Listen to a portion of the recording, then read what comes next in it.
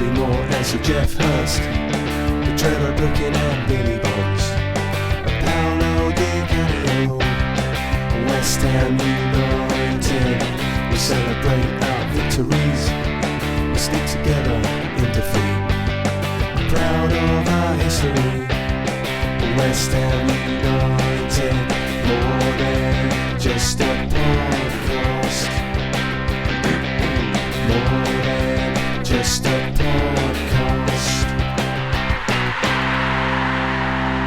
Good afternoon, good morning, or good evening. This is More Than Just a Podcast.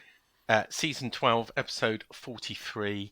I am back in charge of the mute button after mutiny last week. Last week, Nigel said, do you want to, you and me hosting? I said, go on, you do it. And then he stitched me up. I had a few people say he was very mean to you.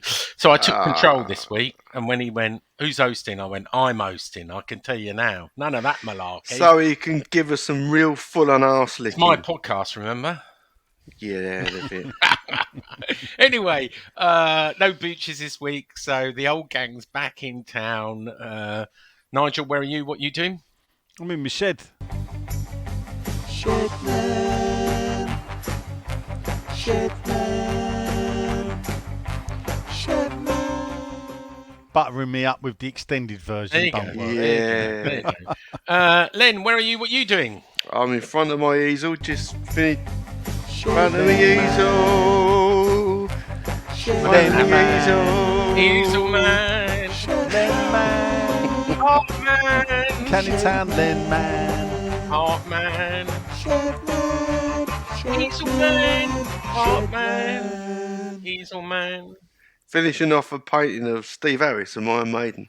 Long overdue. Oh, He's nice. That's a real East End hero, not like the wankers we have to fucking watch once I a didn't Have fortnight. I told you I played football against him? Have I ever told you? Yeah, that? you did. Many times. Yeah. I forgot to put in a bid. How did the how well You did can the... still do it. Oh, the London Stadium hasn't sold yet. No one wants to buy a painting of London Stadium, do they? I don't know. The Karen. David Bowie, a lot of people. Yeah, Karen might. You never know. Who? Mate, I'll Aaron. tell you what. If you want a painting, I'll punt it out on a few groups, whatever. Morrissey, but do him in his West Ham boys shirt. Ooh. Was he a West Ham Can you fan? send me this image? I'll do I will it. get it. Yes, I have a copy. Was he a West Ham fan? Who, Morrissey? No, I believe he's always been a bit ambivalent, much like his sex life. I believe Man United though, because he did write a story about the Busby Yeah, Babes. yeah, it's something about a Salford Boys Club as well. He was Yes. into, wasn't he? So I mean, when I say he was into, what I don't mean, into. yeah, no, Anyway, I it's- don't think he was. It's not an art podcast. It is a football podcast. What a pity! There's no football. And There's we're- loads of art we are. going on. We're going to talk about Larnaca.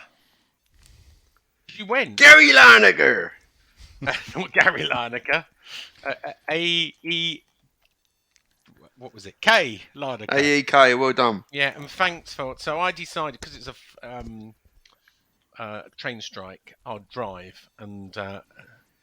You drove or did the car drive No, automatically? it did drive for me, but it took me 3 hours, and it was Nigel's idea. Not a bad idea. Shall I? I know I'm going to mention it because it's a big car park. He suggested I go to West India Quay car park. Very nice down there, by the way. Very upmarket, Nigel. And Well, there's a Weatherspoons there, or it's not. Oh. yeah, well, it's nice. There's a cinema, and there's a Yeah. it's not like the rest of East London. It's quite upmarket completely. And so we drove there, or the car drove there, but it took us 3 hours because the Blackwall Tunnel was shite. Is it always like that? Blackwall? yes, generally. So I left at like 4:30 and arrived at 7:30. Which was a little bit of a rush. Couldn't meet them in the supports club, but did make the game because there were no queues. There were no queues on security, and there were no queues on the turnstiles because only 40,000 tickets were sold. Not sure 40,000 turned Well, up. funny you should say that. I've just put in free freedom of information to the London Stadium owners. Some of you inspired me. The first one is to find out all the actual attendances for this season. So we should get that one. Not that for, and I said for the avoidance of doubt, not the published one and tickets sold. The other one is to find out how many people have been arrested or had firearms, explosive, drugs, etc., confiscated at security. I think you came up with that idea.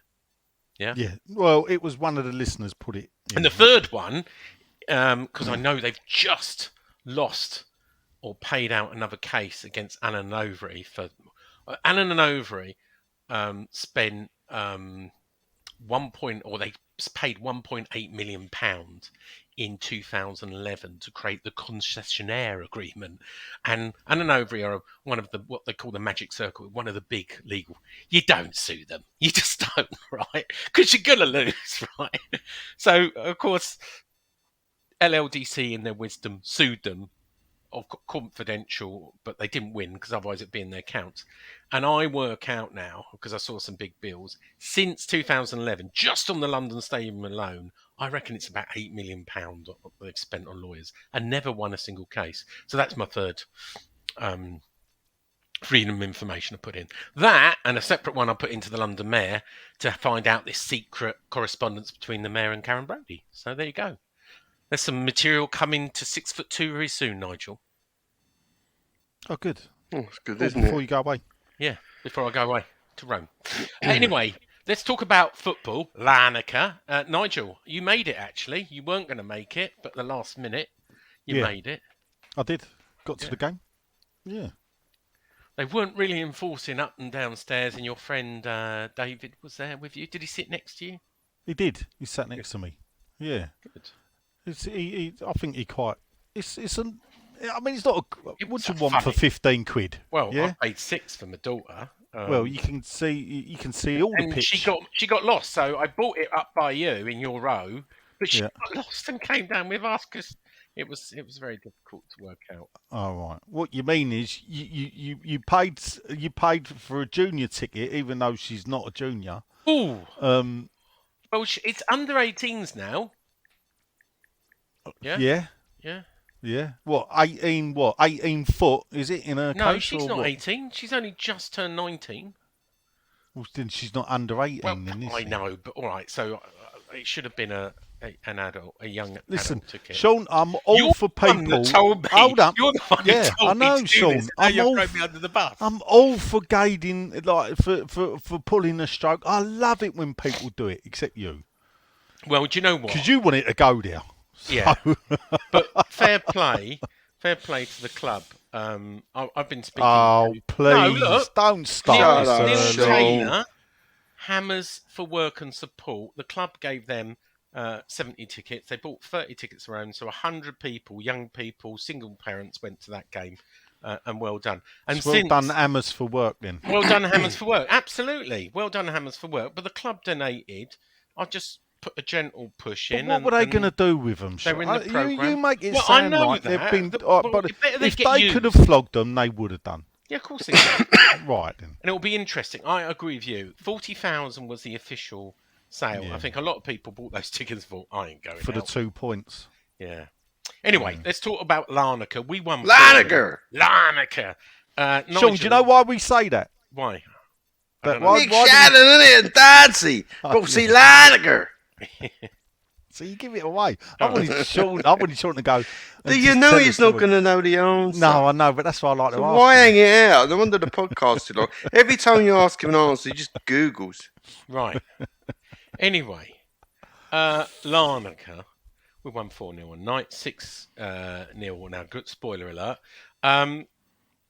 What do you make of it, Nigel? It felt a bit training match to me, but I don't know what you felt. I was disappointed, Sean, because you all laughed at me when I predicted 5-0. You And did, yeah. you With, did with get 25 minutes to go and we're 4-0 up, I'm thinking, aye, we're quids in. I'm going to ram it home to you, lot. Oh, ye have little faith. But obviously, Was it we 5-0? No, it's It was 4-0. 4-0. Oh, well, Yeah, there it you was. go then. 6 No, I nil said on I was average. hoping. We went 4-0 up and there was still 25 minutes left. So Yeah, I but was just unfortunately, that don't hoping. win you the cash, is it? No, we could, I was hoping for the 5th goal to go in. Didn't appear. Not too disappointed. I was pleased for Dave. 5th visit to the stadium, 1st win. And I Oh, did yeah. say to him before the game, Dave, if we don't beat Larnaca, don't ever think you're coming back again. So they turned out to be not a pub team, but I mean, people say League One. We've had tougher games against League One teams there than they put up.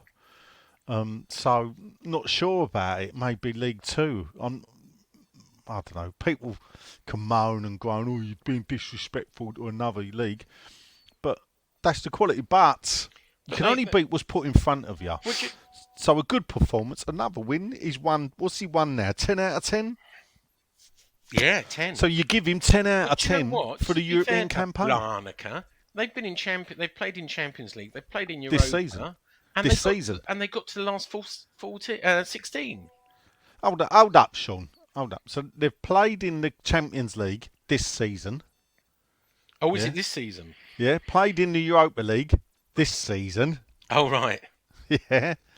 And this is where, in a way, this tournament sort of does fall apart.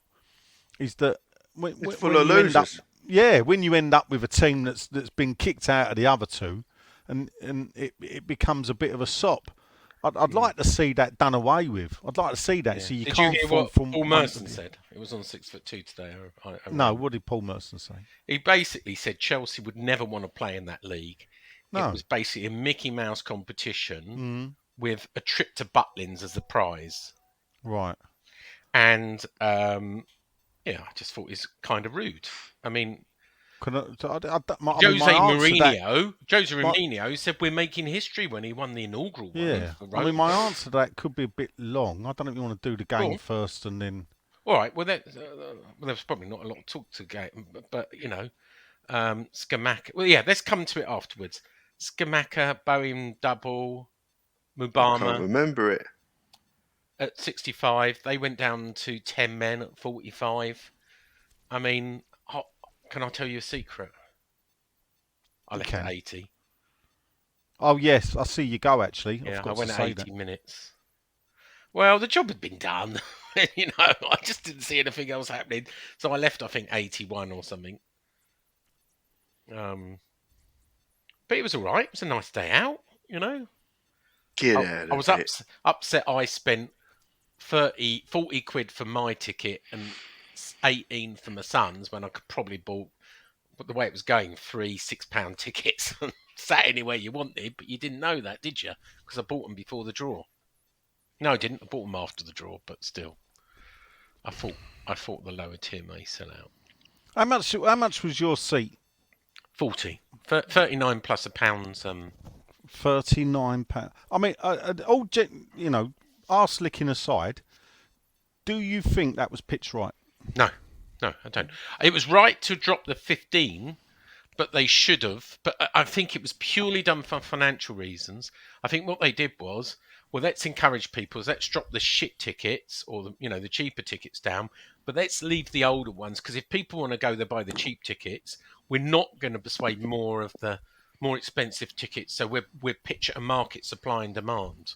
So I think it was a pure financial decision to say drop the bands 5 and 6. And I don't know if you know, but for this game, they've done exactly the same. They've started for your tickets for who are we playing? Genk. They're charging £15 from the off, aren't they? Yeah, they are. I hope that sells a lot better, personally, a quarterfinal. It probably won't, but there was more there than I thought there would be there, Nigel, if I'm honest with you. No, I thought that was probably about right. There was a lot of tourists. There was a lot of tourists. There was. You could see on the TV. There was. Still had nice. Do you know what? I want to give big congratulations. Oh, shut up. To Larnaca away support. The bottom were. Do you think that was a bit harsh on them, not giving them downstairs? I think it was a bit harsh too. And that was, I understand that was a stadium because they didn't want any missiles. There was a bit of missile throwing. I don't know if you saw it, but they did sort of frontage from the Cypriots and the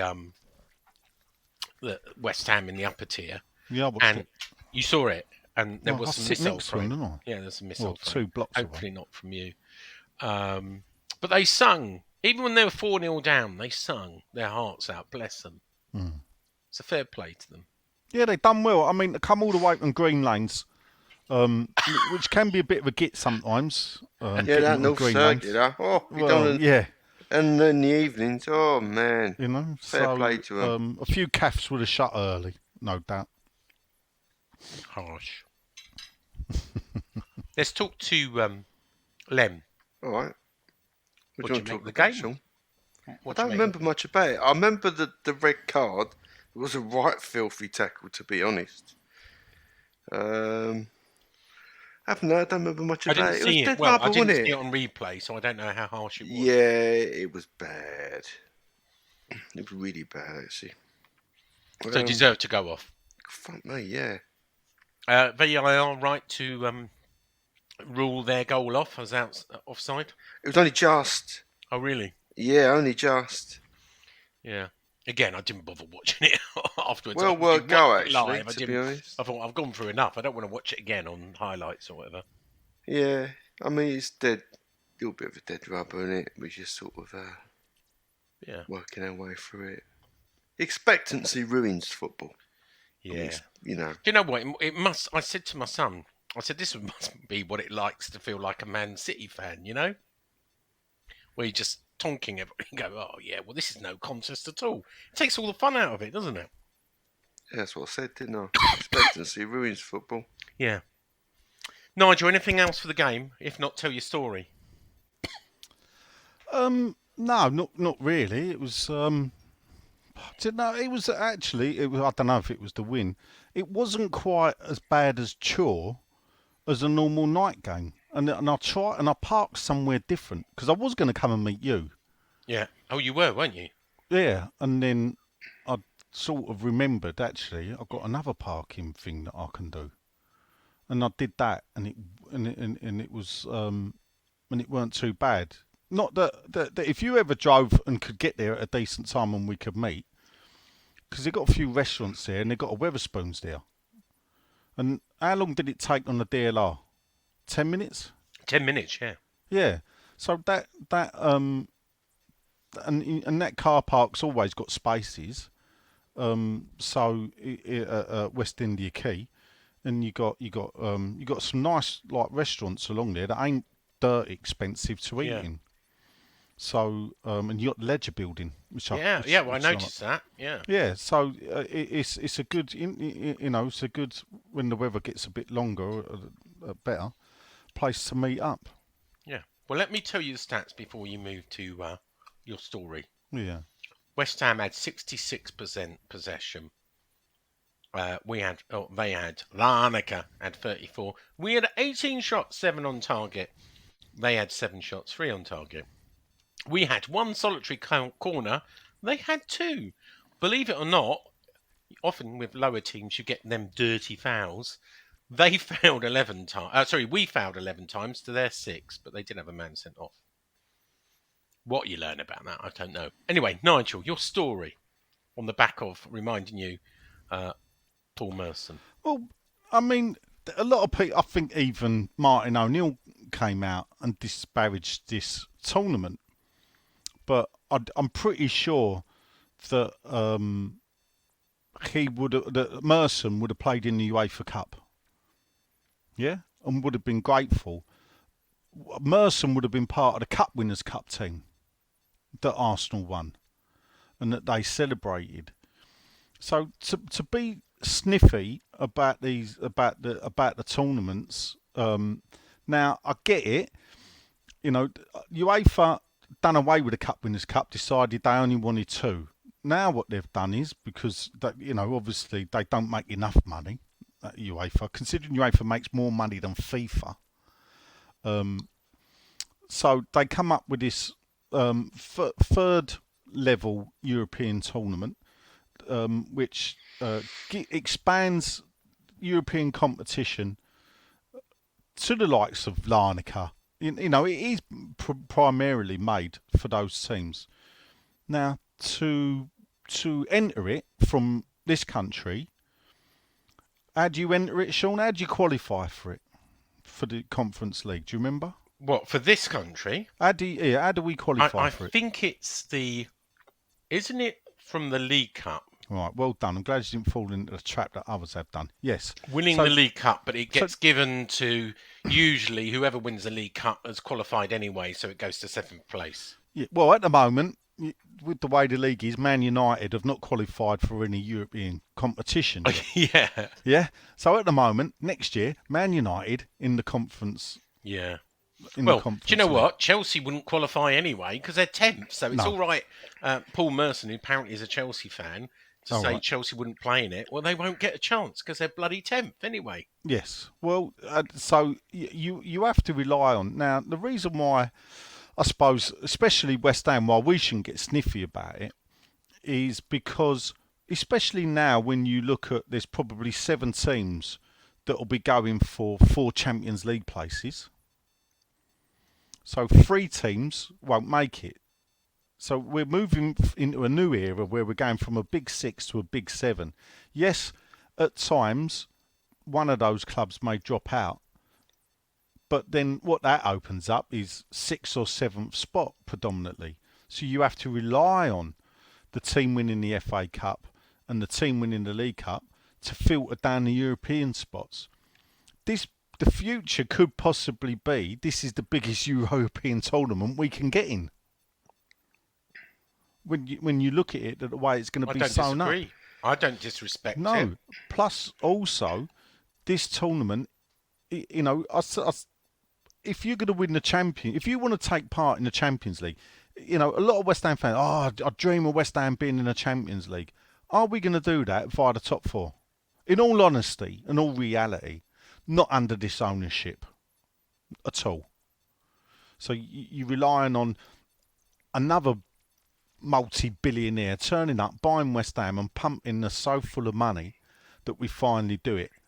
And at the same time, beat 3 of the other clubs. So I can't see any billionaire actually turning up and doing that, if I'm honest, because the Premier League's overloaded now. So this is our best way to get into the Europa League. And if you win that, then you get Champions League football. Yeah. So actually, well, I suppose they could, if they wanted to make it a bit more exciting, it could be a Champions League place, but any team coming winning that. Well, it's funny that go straight into Champions League would probably not fare too well. People were getting sniffy. You know, when there was no Conference League, people got sniffy about the Europa League. Yeah, you know, we used to do it Thursday night on Channel 5 and all that. But look at some of the teams that are left in it now. You know, you've had Man U and Barcelona face off, and if that was in the Champions League, you know, that would have been prime time viewing. I agree. Play it in a different tournament, and it's like UEFA don't want to know.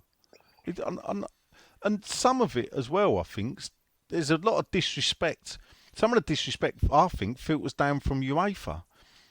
There's a new model of the way they award the finals. So, although I think, you know, watching Mourinho win it and what he said and his excitement gave it a bit more credibility. Oh no, I think the best thing for that tournament was Roma winning it last season, because of the pedigree and because of Mourinho. You know, Mourinho is now, you know, because he's won the UEFA Cup, because he's won the European Cup, and now he's won that, so he's won all 3 trophies. I believe at Barcelona, he was also on the coaching staff that won the Cup Winners' Cup when Bobby Robson was there. Yeah. So I'm just going to read what Paul Merson said. They, Chelsea, wouldn't want to play in the Europa Conference League. No chance, he says. You win a trip to Butlins if you win it, don't you? They won't want to play on that Thursday night.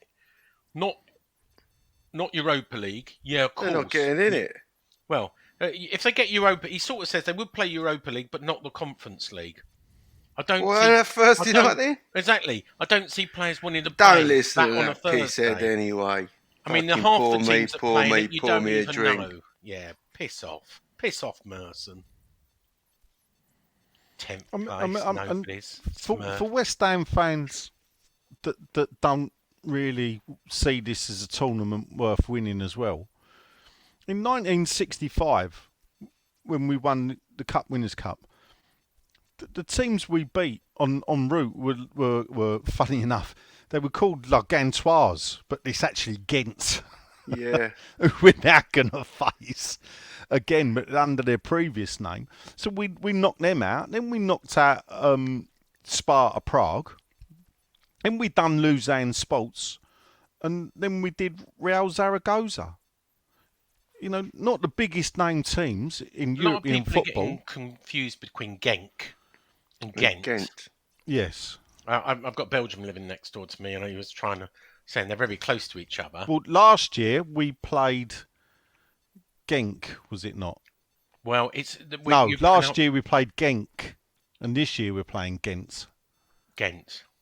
Well, Genk is apparently how they pronounce it in Belgium, and the other one who sounds like Genk is slightly pronounced differently. It's very confusing. Right. But they're all in Brussels, yeah? No, they're not in Brussels. They're in Belgium. Well, that is in... No, Brussels is in Belgium. Not Belgium is not in Brussels, Sean. It's... Yeah. Are you going to go? To the home leg, yeah. What is the 20,000 capacity is the... I got told today it's only supposed to be 5%, isn't it? Yeah, but minimum. Minimum, but then there's also the bit where there's segregation. So if you look at Larnaca... Yeah, but here's a story, right? So I'm about to write a story on 6'2". It's gone on sale for home supporters already, and they've greyed out certain areas. And if you look at all those greyed out areas, it works out about 1,500 areas have been greyed out and are not for sale to home supporters. So it looks like about 50, an allocation around 1,500, which is good. Yeah. So you're only here for the West Ham. Well, maybe. By the looks of the Larnaca fans, they were. Because they were. When I got a bit of grief playing their cup final. I didn't mean it in a derogatory term. No, but it's the biggest game. I mean, I know they played Spurs a few years back and actually got a 1-1 draw. Oh, but then again, Spurs had already won 6-0, I think, or something at home. Play to them. But, I mean, yeah, so... You know, when you look back at some of the European Cups that have been won, I was telling the boys on Claret and Booze last night, Newcastle's last cup win was in the Fairs Cup. And they only got in. So to enter the Fairs Cup, you didn't qualify via league play. Well, it was sort of done by league placing, but it was the city had to have had a trade fair take place there. And also, you couldn't have two teams from the same city taking part. So the funny thing about it is, 1968, West Ham finished 8th, Newcastle finished 9th. But I think because Arsenal had already qualified for the European competition, West Ham couldn't enter. Newcastle did, and Newcastle still celebrate that European Cup win. Now, that was a forerunner of the UEFA Cup, even though the Fairs Cup, it turns out, wasn't run by UEFA. They took over the running of it. So we shouldn't get sniffy about this. Well, we're favourites. Briefly, after Lazio and Villarreal got knocked out, which was pretty amazing on its own, we were 11-10 favourites, just over evens. I think it's either 9-4 or 5-2 now. We're still favourites. With who's second? Yeah, I mean that's a bit. I mean, Nice are an half-decent team, and well, of course, we wouldn't face them to the final because we face either Anderlecht, who we beat before, or AZ Alkmaar. AZ, yeah, which is Dutch, isn't it? Are they Dutch? They are, yeah. They can't. I mean, Anderlecht are. I think Ghent are 4th or 5th. Anderlecht are like 9th or 10th. AZ Alkmaar, though, I think are 3rd or 4th in their league. We can do it, can't we? In the other, we've got Basel or Brush or Nice Biscuits against Lech Walesa Poznan and Fire of Tina. We can do it, can't we? I think so. Yeah. We can Then, do it. can we do it? Yeah, we can do it, but this is We going won't do back it, to but we can expectancy. do it. Well, yeah, that's why I don't Would know you if a lot come, of... right? If it's a semi-final, No, no, not at home. You won't come to No. a semi-final. no. If And someone this gave is- you a free ticket, Yeah. would you come to the final in Prague? Oh, I don't know. We'll see. It's all ifs and buts, isn't it? I'm just putting you. Come on, we're here to. Well, I don't know, do I? Would you go? Nah, well, I'm all right. I'll watch it on the telly. Well, I wouldn't mind watching it on TV. I'd love to go to it if I'm going to try it. If we get into the final, I do fancy it. I bet you won't have to try fucking hard, Sean. Fucking Well, amount of maybe. arsenicking you do. But the point is I'm trying to make is the reason why I don't get excited about it is because we can win it. Do you know what I mean? It's the expectancy of it. I mean, we're already Yeah. favourites, aren't we? I know. I don't I think don't we like should being be. favourites, if I'm honest with you. You know, if you look at our situation, the circumstances we're playing under, I don't think we should be favourites. Yeah, if By you look then- at our league position, I Yeah. think you're right there. Yeah. Yeah. By then, some of these teams that are playing it should be playing carefree football, not us. It's going to work against us. We are in a competitive league, so obviously we're going to seem the favourites, but we got business to do, man. Survival business. We'll be all right. I mean, if we beat Southampton, we can go 12th. That's how little points there are. If we beat. Could. If we beat them and everyone else If loses. and could. Yeah. I don't know if you saw the Opta stats where No. West Ham have got a 14% chance of relegation. Southampton have something like 77. Everton 49. I'm remembering. Nottingham Forest is like 45. Leeds is like 45 or 44. I think it's us at 14. So they believe, when they've looked at the running and doing my own sort of after we spoke last week, after I did my own prediction, I made us on 40 points. Opta puts us on 39 points, and the supercomputer, I think it's called 38 that does a supercomputer, also puts us on 39 points. On 15th place, someone else. They're all putting it around right. Now, I hope they're right. 14th, 15th, we're somewhere between 38 and 40 points. But we can't be complacent, can we? Well, I'm not playing, so I can be as complacent as I want. Anyway, shall we move on to question time? Because I know there's not. Yeah. Let's move on to question time. One quick thing. One thing though, just to show you how mad it is, I did say it last night, but not everybody is that if this is how close it is, the league. If you think back to late August, we played Nottingham Forest away. Yeah. They beat us 1-0. We smashed them off the park. Yeah. Should have scored a penalty. We didn't. We missed a penalty. Hit the woodwork, disallowed goals, everything. Yeah, that game had everything.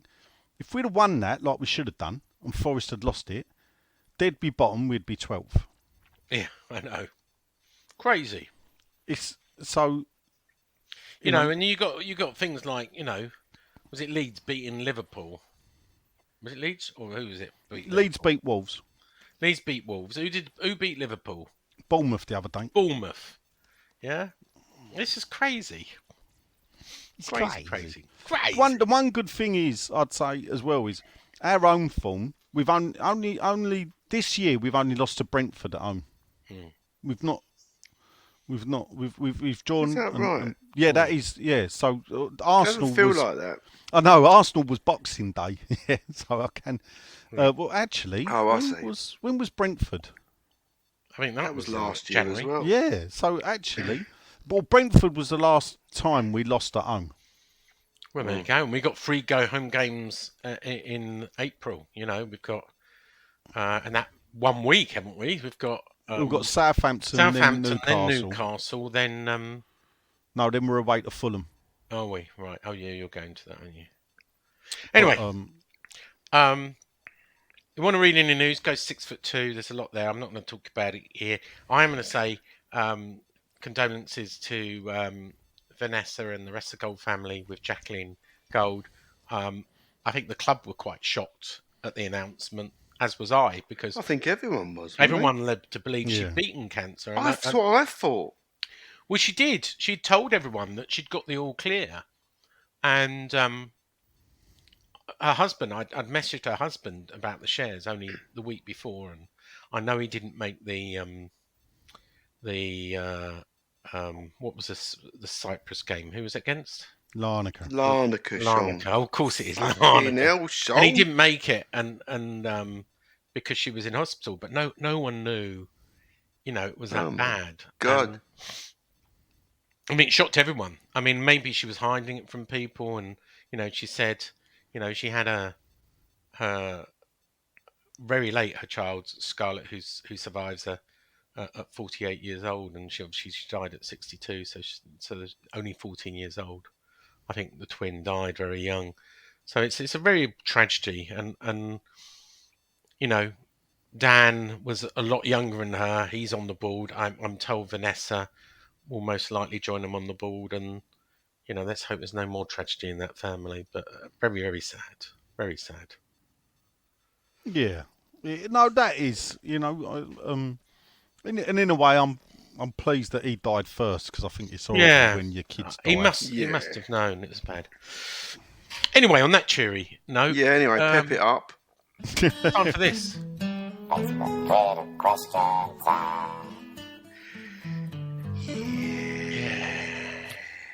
A slightly earlier Facebook Twitter question time. Only one episode this week. It's where you, the 8 listeners, or slightly more, get to ask Nigel question. Well, you don't. You just say stuff and we talk about it. And sometimes we answer the question, but more and often we just do our own stuff. Nigel. Yeah. So, listen, you know the drill. I'll give up asking questions because none of you lot seem to answer them anyway. So, first up, Marian Williams. Oh, boy, it's the Welsh Wizard of Herefordshire. And people, yes, I do know Herefordshire. He's not in Wales. He just got back from a few days in Belfast celebrating St Patrick's Day, as you do as a Welshman that lives in England. And he saw some ice hockey. So he's got a non-football question. I found Belfast and St Patrick's Day to be party central. What do you see as party central? Party central. Do you have a party central, Sean? A hot tub somewhere, or party central in a town that I go to party. Well, where do you think is a great place to go out? And well, if I'm going, funny enough, Dublin is a great city to party. Is it? No, if you want to get a cab and you're a geezer, fucking never get home. Yeah, true. I think you're talking about the old days, but I'm a Kingston lad, where Rice was from. So if I was going to party in the old day, I don't party anymore. I go to dinner parties. I don't go to. But yeah, Guildford or Kingston is the party town. I'm not a real London person, even though it's a short ride away. Never was that keen. How about you, Nigel? I don't party. You're going to say Metropolis, I bet. Does that? No, I never went to Metropolis. I know someone, our friend used to DJ there, didn't he? For many a year. Yeah, for many a year. Never frequented Metropolis. I was too busy in a proper boozer down the Bethnal Green Road than to ever dirty my feet in there. I'm not,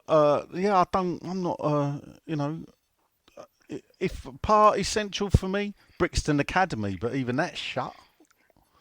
Is it shut? Well, yeah, after that, well, they lost their licence after that crowd trouble where the 2 people died. It's not been open. So if I wanted to see a band, it was Brixton Academy's my favourite place to be. To be honest. Come on then, come on, Party Central for the advertising types.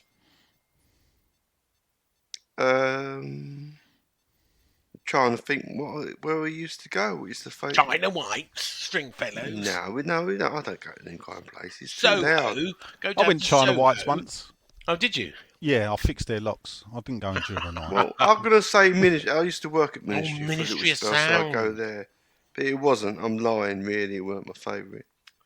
I'm a bit of a daytime partier, so I've never guessed. yeah. Prefer a nice gallery to going out. Really. Oh, nice. We sound like a right couple of Oh, zombie, yeah. Yeah, we do. So we are over 50, all of us. Blimey. Yeah, but I Wasn't wouldn't. In the old days of house parties and warehouse parties, you couldn't be a disused warehouse in Slough with £40,000 lasers, some smoke, and a big sound system, and they would just take it over in the 90s for completely illegal. No, that was horrible. Until the police raided it at like 4 o'clock in the morning. Yeah, no, not my cup of tea. No. See, I used to frequent the Marquee Club on Charing Cross Road before Yeah, it it was became a good. pub. Or we had Go on. room at the top, Ilford, which I believe was called the Penthouse at the time, and but the Marquee nightclub Friday night, that was a great place to be. Anyway, move on from the question. Yeah, but, Making me feel old. Yeah, cheers for that, Marion. What we wouldn't say would be Stratford, to be fair. Yeah, absolutely not. Definitely not Party Central. So Neil Eddie the Eagle Edwards has popped up. He's flown in. He's just landed, crashed. So there's 4 points now, he says, separating 9 teams, and we've got 12 games to play. This could be the most intense relegation battle in recent times. He said, plus we've got European knockout football. It's not been easy at times, but it's not going to be a dull end to the season, is it? I love it. He'll have a good go, Moyes. Don't you worry. He said, I just wondered what 3 teams you think will go down as things stand. So he's picked his 3. He's going for Bournemouth, Southampton and Forest. But he's interested in what we think. I haven't got a clue. I think Forest might be one. Yeah. As it's going to happen it's going to rely on the next game. I'm not too confident. I mean, there's a chance that we could come rock bottom. I don't think we will. All right. I don't think we will. The Because I think the players will find some way of getting out of it because I think they're good enough to. So, using the supercomputer. Oh, shut up, supercomputer. Go on, let him have his fun. Go on. Southampton Yeah. will come last on 33 points. Yeah. Showed some Nottingham balls, Forest. didn't they, against Tottenham? Yeah. Only got a point though. I can't believe Conte, Yeah. what he said. Nottingham Forest will also be relegated on 35 points. Bournemouth will also be relegated on 35 points. In the supercomputer, Everton misses by 1 point with 36. Wolves miss by 2 on 38. Leeds are next on 39. West Ham on goal difference survive on 39 with Leicester and Crystal Palace and Fulham above us. So I'm going to go with the supercomputer. Saints, Forest and Cherries. Right. Okay. That's I like exactly that what Neil supercomputer. said. Yeah, I like that supercomputer because it bears out my theory that if West Ham draw every remaining game, we can still stay up. If we don't stay up, I should be reminding Sean how super this computer is. Well, I'll tell you what, I'm going to take a screenshot of that and send it to you, and we'll have a look at the end, yeah? And see how accurate it was. Yeah, we'll love Right. it. Yeah, great. Never been done. That yeah. supercomputer. Never been fucking right either. Funny enough. No. I do think there are worse teams than us, though. Yeah, there's 3 worth. And Fucking actually, hell. I think it is those 3 teams. And I'll tell you what. Could well be. I think Southampton, while we're showing a bit of fight, they're drawing. They're not winning. Yeah. But you think we're fine to draw, Nigel? No, well, look, we've not been, as I've just said, we've not lost at home this year. So we're picking up results. Oh, you know what? You're like a scarecrow having a wank, you're clutching at straws. Well, you say that, but I then, like that. but at the end of the day, neither are Nottingham Forest. But Nottingham Forest away from home are even worse than we are away from home. And I know that's hard to yeah, believe. they are. Yeah, but they are. So So I do think that actually it will be. I think it will be a scrape. I don't. I think we. Not. I think. I do They've got believe some. we will stay up. I mean, just So- to talk, like Southampton play us, then they play Man City 6 days later, then they play Palace, then they play Arsenal, then Bournemouth, then Newcastle, and who else is that? Then Nottingham Forest, then Fulham, then Brighton, and their final game is against Liverpool. Right. Bold statement. Whoever wins out of us and them in the upcoming fixture will probably stay up. Interesting. Let's hope it's us. But it is a funny one, yeah. I remember saying that once in 2007 when we played Charlton. And Pardew was managing Charlton, and we had Curbs, and Charlton beat us 3-0. Yeah, that's right. And we stayed up, and Charlton went down. Yeah. So it all felt very different after that game, didn't it? That's when we're like, wow, because it was always, if we beat Charlton, we could start getting out of it. Well, we didn't. I mean, just after the Charlton result, I think that's what put us bottom, 10 points from safety. So, everything is possible. But that Southampton's game, it's got that feel about to it. There was also another Southampton game, funny enough, I think under Roda, and whoever lost this game would have got sacked, and Roda won it 1-0, I believe. And they had some, I don't know, it was like Wigley, was the manager of Southampton? Steve Wigley, I think, off the top of my head, and they did sack him after we beat them. Okay. So there you go. So thanks for that. Next up, it's a friend of ours, Lynn. So, and he is a friend of mine because I've met him now. Because it was a pleasure to meet you, Joe, and walk along with you. Lovely chat. It's Joe Cuzell, the man with the Z in his name. Evening, gents. He says, nice easy win in Europe. How will we do in the Europa League next year as a championship team with Moyes in charge? The Ted don't. Yeah. Well, I think we'll be all right. And he finishes off with, did Nigel nick those pictures from the boys of 74 night? I gave them to you, didn't I? You did give them to me. Yes. The thing is, Nigel won't ask for anything. Well, he certainly won't give money over for anything either, though.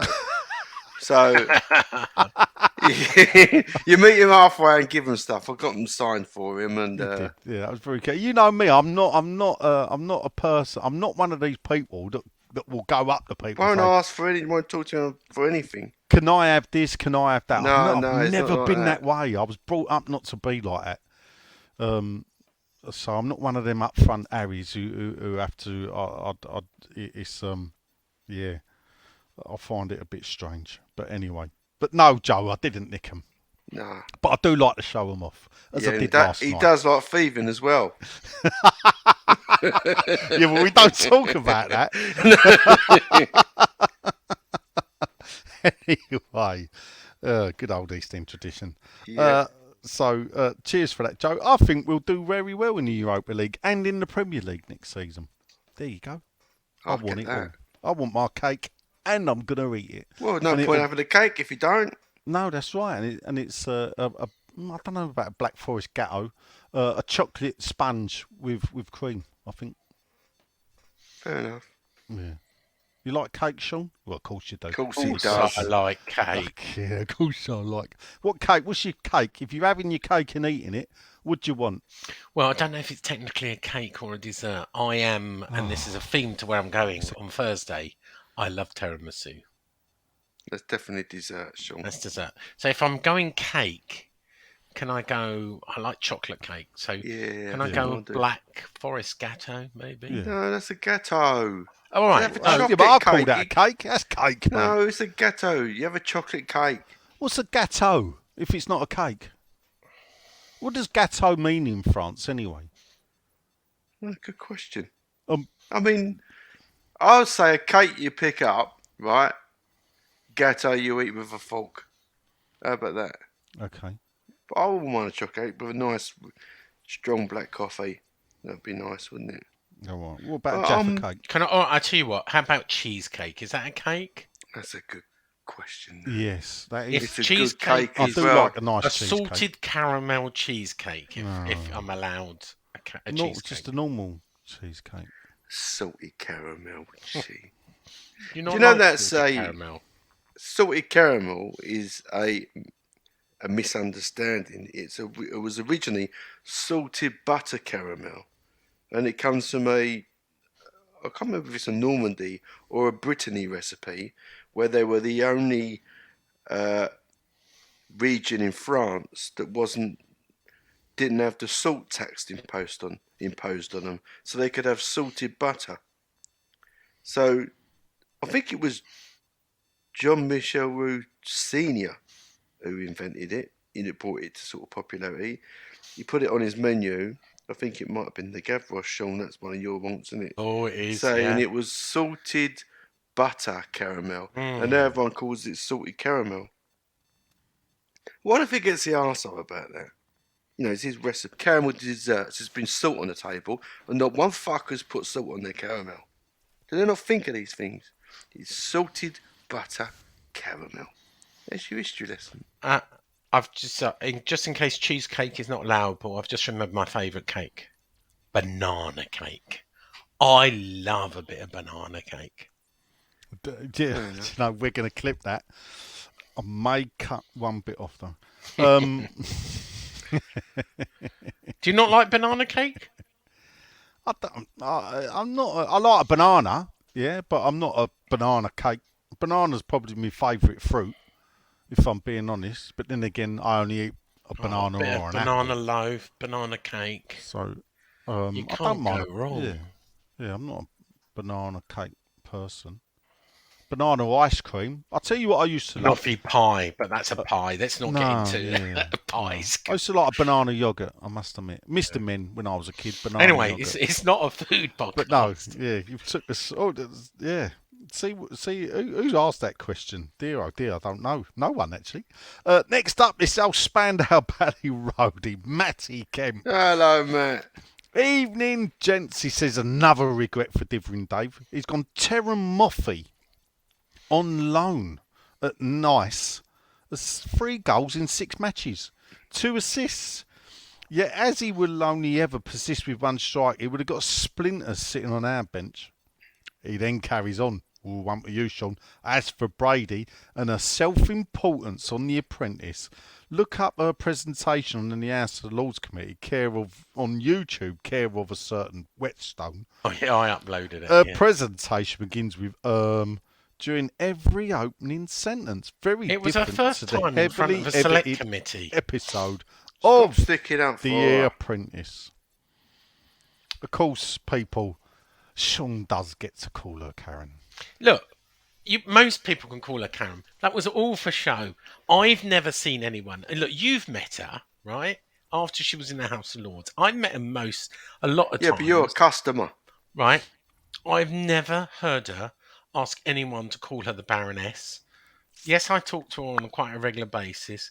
Apart from joking with her, I've never called her the Baroness. I've never heard anyone call her the Baroness or her insist on anyone calling her the Baroness. It's TV, guys, right? No, Sean, I'm It's sorry. TV. No. She did it for effect. She's been accused. I did a story today. She's been accused of bullying by Yeah, people good. on social media. Yeah, good. Well, it Making wouldn't be far people from the cry. truth, would it? Doesn't necessarily mean, it's that incident. Yeah, but I mean, come on, we've all heard BBC stories Apprentice, are we privately. now saying you can't be mean to people on BBC Apprentice? Well, fucking stop. Sean, hold stop up. the programme if you stop. All right. You're not allowed to have a Hold go up. at Take a contestants. breath. Take a breath. Jesus, yeah? wet. You've made a claim. I'll ask on. you the question against that claim. Go on. You claim it's done for effect. Yes. Yeah. Okay. What's the effect? The effect is that she sounds like a hard boss, and that it makes good TV. So it was a quick. Do you think it did that? Do you think it makes her look like a hard boss? Well, Is that what people? Is that she's what bosses of the world probably want to look regretting like? it afterwards, and she probably did it off the cuff. And when you're in those kind of positions with producers, it's a bit like Big Brother. They make the worst out of you with their editing. Yeah, they do. No, Sean. No, I agree, but Karen that does ain't like. not stand on her airs. I promise you. Then why Karen say it does then, not Sean? stand on her airs and Then graces. why say it? Then why say it? Well, I think she did it for effect, as I've said No, already. Sean. She did it to belittle the woman.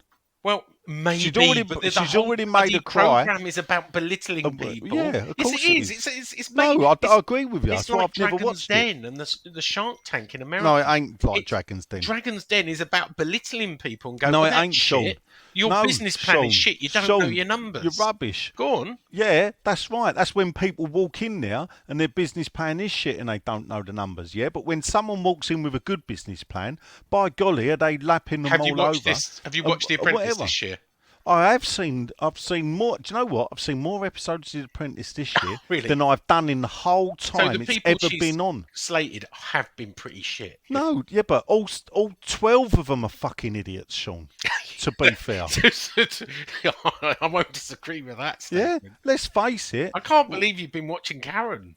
Well, I haven't. It just caught me once at about midnight. It was on, so I was like sitting watching it, and I just sit there thinking, do you know what? If this is the best 12, what's the worst? What's the ones that got rejected? Yeah. But what? For her I to don't say think they want that, the Sean, best. I'm this sorry. Is about TV. No. They want the people. Hang on. No. Well, Hang on. Hang on. You're not going to keep defending her like that. And This time I can mute him. I'll say what I want to say this time, and that is that it's about TV, and sometimes they get the most entertaining people on the program, and not the actual best business people. You can come back. But that ain't the name of the show, though, is it? I know that, but it's that's about how Brady finds herself on it, Sean. This is reality show, and it's Why is about Karen there, Sean? Come on in. Why is she there?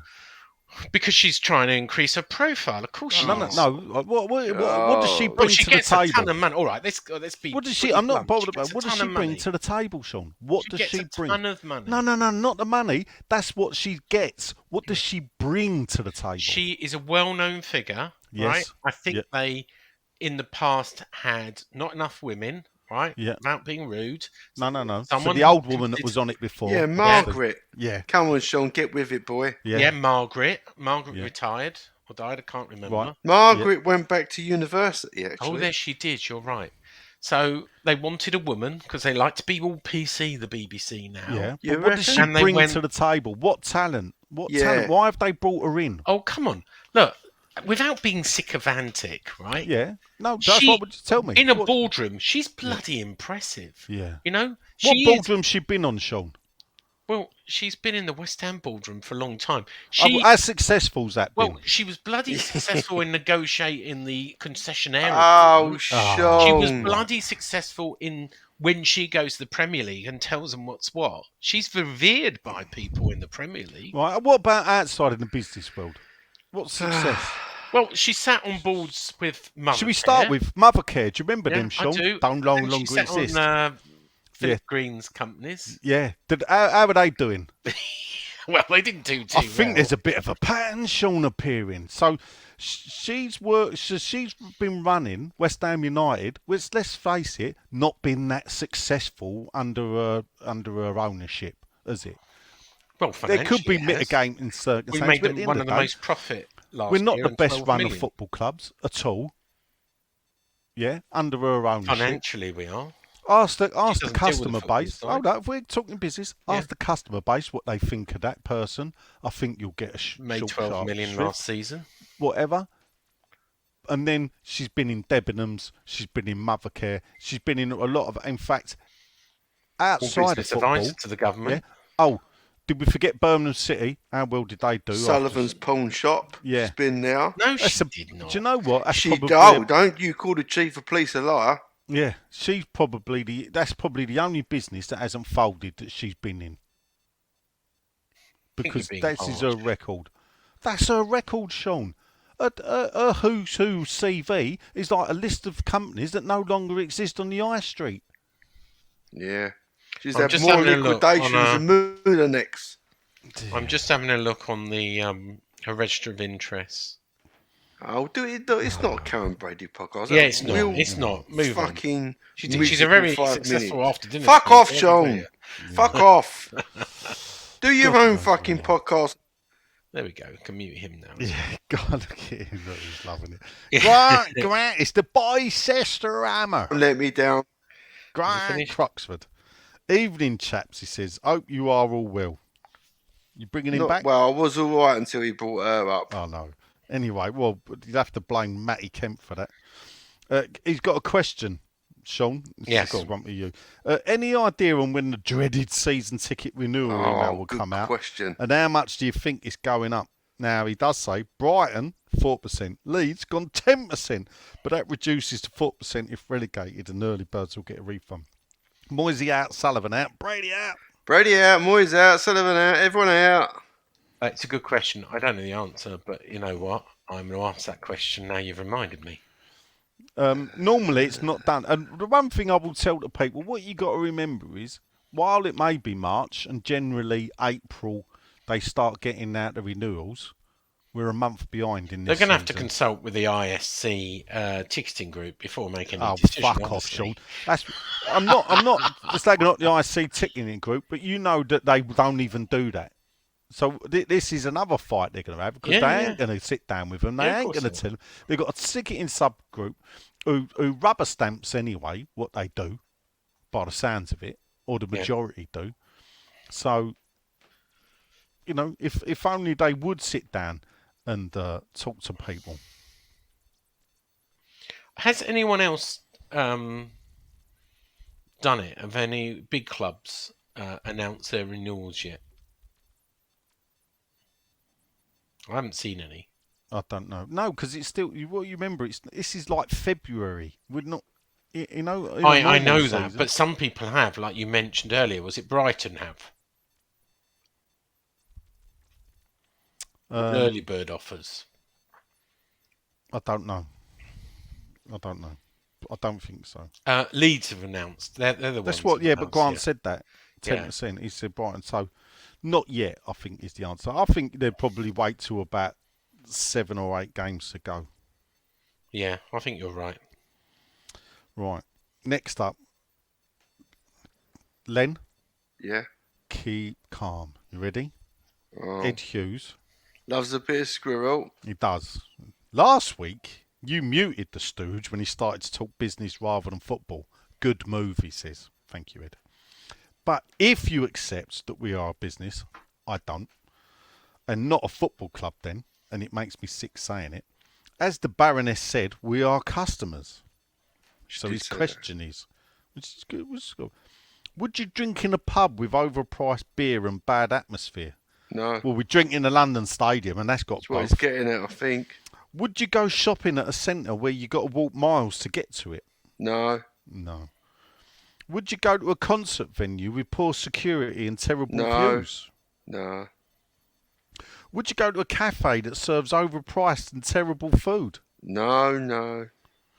Essentially, without saying something decent to watch, why should we choose to go? Well, I'm choosing not to go. Hmm. They're relying on your loyalty.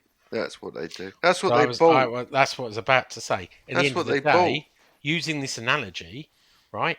We've only got one place to go. We've only got one shopping centre to go. We've only got one. Because we're loyal West Ham supporters, we haven't got choice. So we either accept it, whether we like it or not, or don't support our team in person. Well, how does that make Brady a good businessman? We're not talking about Brady. You've brought up No, Brady. no, this is what he's bringing it to, because... Is he? He didn't mention Brady in the question.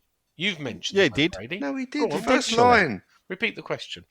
If you accept that we are a business and not a football club, then, he says, makes me sick saying it, as the Baroness said, we are customers. There you go. Another dirty mark. We don't have a choice. Well, we have a choice. We can either go there or don't go there. That's your choice. You can watch at home on the TV, as Len wants to do next season. But that's no reason to not have the problems fixed or pass the buck. Well, they're not going to. And in the same way I've said this about Sean. Kredinsky, right? People Sean, believe... don't give me heartburn. No, but hang How on. can you be so obtuse about what I'm saying? If they think Kredinsky's So, going to knock down less the than stadium, 5 minutes ago... Listen. it ain't going to happen. No, listen, Sean, right? Go on This is then. why you get on people's nerves.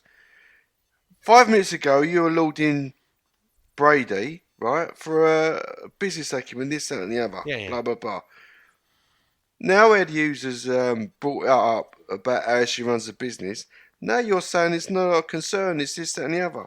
This is exactly what we mean, Yeah, but isn't it? she hasn't There's got no any control of excuse. that, has she? We're more than just the club. We don't have to be like everyone else. But look, calmly, Len. Yeah. We've got no choice of the beer. But that or doesn't the make you food, a good businesswoman, then, does it? Or the stadium. We took an opportunity. No. Well, I'm sorry, but you're old school. And like we saw in the week, there are plenty of tourists and new supporters that will fill the position. Yeah, I know. And this is the problem, right? And the same with That's Leeds. no I reason. heard something on the price of football saying Leeds. Leeds have a waiting list, right? They put their season ticket prices up because they know if people don't pay the increase, there's loads of people on the waiting I know what list. they're like. Doesn't mean to say we've got to be the replace them. same, Sean. Does it? It ain't going to change. I know It it ain't ain't. gonna That's why I'm change with going. Brady, That's and it ain't why gonna I'm change with walking Brady away. or That's why I'm anyone walking else. away. That's why I'm walking away. Yeah, fair enough. And it's your choice. It's a Yeah, it democracy. is. It's a free world. Based on Brady's failure. I've never done it under any other ownership. Never crossed the mind.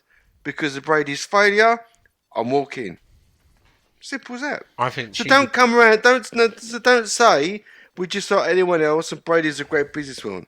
She's not. Well, Right, Sean, Because yeah, you then- just Sean, said no Sean, one Sean. walks away from the club. I'm walking away. So Well, how does that make a good business person? as a supporter, I agree with you, right? What? But if you ask Price of Football, Kieran Maguire still says she did the deal of the century.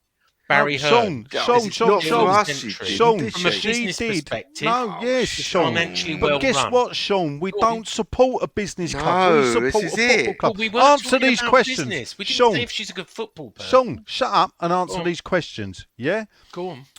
Would you drink in a pub with overpriced beer and bad atmosphere? If it was the only one. No. Answer the question. was open. Yes or no? Oh, It's God. not a great analogy. Yes is or it? It's no, a Sean? perfect analogy. Sean, It's would not. you drink in a pub with overpriced beer and a bad atmosphere? Yes or no? If it was the only Yes pub, or no? if it was the only pub that was open, It ain't, me. Sean, because It guess is. what? Not Sean. It ain't, because in West Ham- Tottenham there's a pub. In Leighton there's a pub. Yeah. In Highbury there's a pub. well, you know, Yeah. well, you know In Chelsea, near where you live, there's a pub. In Wimbledon, even nearer where you live, there's a pub. So I'm telling you now again, would you drink, yes or no, in a pub with overpriced beer and bad atmosphere? if I had No, choice, yes or no, Sean. no, Not waffle. it's Yes not or a no. court of law. Yes or no. It's a yes or no. Would you drink it? It's all about context. Yes or no, No, Sean. I've gave you the contents. I'm walking. Yes or no? Would you drink in a pub with bad beer and bad atmosphere? Yes or no? I'll plead the fifth. No, there is no pleading the fifth. Look, We you could just be want on me to all say night with this. no. If we take the context, What? No, I of want you No, to Sean. tell the truth, Just tell the Sean. truth. You can say yes if If you we're not want. talking about football, Tell the and we're truth. talking about choice, of course I'm not Sean. going to drink in a pub with overpriced beer. So If that's no, isn't it? So if I've got another pub to go to with better atmosphere and cheaper beer, of course I'm going to go to it. Right. Well, fuck off and support Wimbledon. You go and support Doncaster, mate. Well, look, but this is the thing, yeah, because now We don't. the, We support the West Ham. now like the bleeding Trotskyite in me, yeah, Sean says, actually, you see this overpriced beer and bad atmosphere we got at the stadium, and the long walk, and the poor security with some bad views, and the overpriced and terrible food, yeah. I would actually say that's on you. Yeah. On you. All that shit in the SAB I had to witness. This is on you. Or me? Yeah. Why You. on me? What? Because you. This is what you wanted. This is what you wanted. Me personally? Sean, in 2011, 2012, you was the chief cheerleader for the fucking move. Yeah? I was chair of the London Stadium Move Committee. Sean, why did they make you chair? Why did they put 'Cause I you put in my charge hand of the? up, and I was Why in the did front they? row. No, Sean, because And you was a Tara pro and Karen mover. picked me. You was a pro mover. You know you was a pro mover. I was You was a a pro pro mover. There was a lot of pro movers. And this is the thing. When I How say many it's on people you, didn't put their hand up in that when they voted in that room? I think it was. I think they said there was. I think it was. There was about 60 in favour. 10 didn't put their hand up, and 2 voted against. Well, I thought it was 3. No, Peter Caton had to leave early. Oh, I was going to say I thought Peter Caton, you, No. Ali, and Peter. Peter Caton. was there, but Peter left. All right, so okay. It would But have you been know, free. I'm just saying. You know, we all got swept up in the moment. Well, Anyway, let's move on. Yeah, please. People Try keep and not forgetting- talk about it, Sean. Yeah, well, I haven't. People keep on bringing it up. next up, it's my favourite. You shouldn't have favourites. Like my mum says, I'm equally disappointed in all 4 of my kids. Just the least amount with me. It's the Devin Dukes of Hazard Senior. Yeehaw! South Carolina, baby. He says, at least you get to see him live. Woo-hoo! He says, average NFL pint is $10. What's that in English money, Sean? What we getting? About nine. No, pounds. don't be Shut daft. $10. Things ain't that bad, are they? Yeah, they are. Let's have a look. I just Have a got look, some someone. dollars. All Because he's got a great $10 question next. to Len's going to pounds. love it. It's about £8.14. That's not too much different from the pit of £8. misery. Yeah, No, yeah, £8 you're right. 15. You're writing for the Sun now. You've well overpriced that. Sean will be writing an article. The way you've just overpriced the beer at the stadium, Len. Yeah, Fucking good hell. point. Good Yeah. point. Dear, oh dear. Thank What? you for that, Len. Well, Can we'll I be quote writing an you? article on more than just a podcast. Canyon Town Len claimed £8.90 is the same as the price of £15. £8.15 is the same when we all know it's only £6.40. 30. Fucking hell. Yeah. Anyway, Devin, the Duke of Hazard, Right. got a funny question which I would never have thought he would have asked. Right. He says, has anyone ever met Sooty or Sweep? He says, I presume as kids you watched. He knows they're puppets, doesn't he? It's Well. a puppet. And Sean, did you ever meet the Corbett family and Sooty or Sweep? I didn't meet them, no. No? I didn't. Why'd you ask? That's a really random thing to ask. No, that's what he's literally. That is what he's asked. He says, "I presume as kids you watched." Yeah, Yeah, of we course. did. I did. Yeah. I don't think Matthew Corbett would have been open to sort of personal meetings because they kind of would have given the game away. Or Harry H. If Yeah, you well, were they thought that. that about Jimmy Savile, mate. What am I missing here? Or Harry Corbett, sorry. Well, Matthew That's was his our question. era, wasn't it? Matthew was our era, yeah. Did you, talking of that, did you see the picture of Arthur Ashby and... Arthur Ashby. Ashby. Is it Arthur Ashby? Askey? Askey. Yeah. Yeah. And Bobby Moore? And... No, it I wasn't love Bobby this. Moore, but they were both wearing West Ham rosettes. Max Bygraves. Max Bygraves, that's it. Yeah. I I think never that's in the knew. Black Ball. That Arthur Askey and Max Bygraves were West Ham fans. Yeah. Well, not only that, if you go to the real history of West Ham, Yeah. you can actually watch a short clip of where that comes from. Oh, really? It Because was it's on- from a film Oh, about is it? with Alf Garnett, Yeah.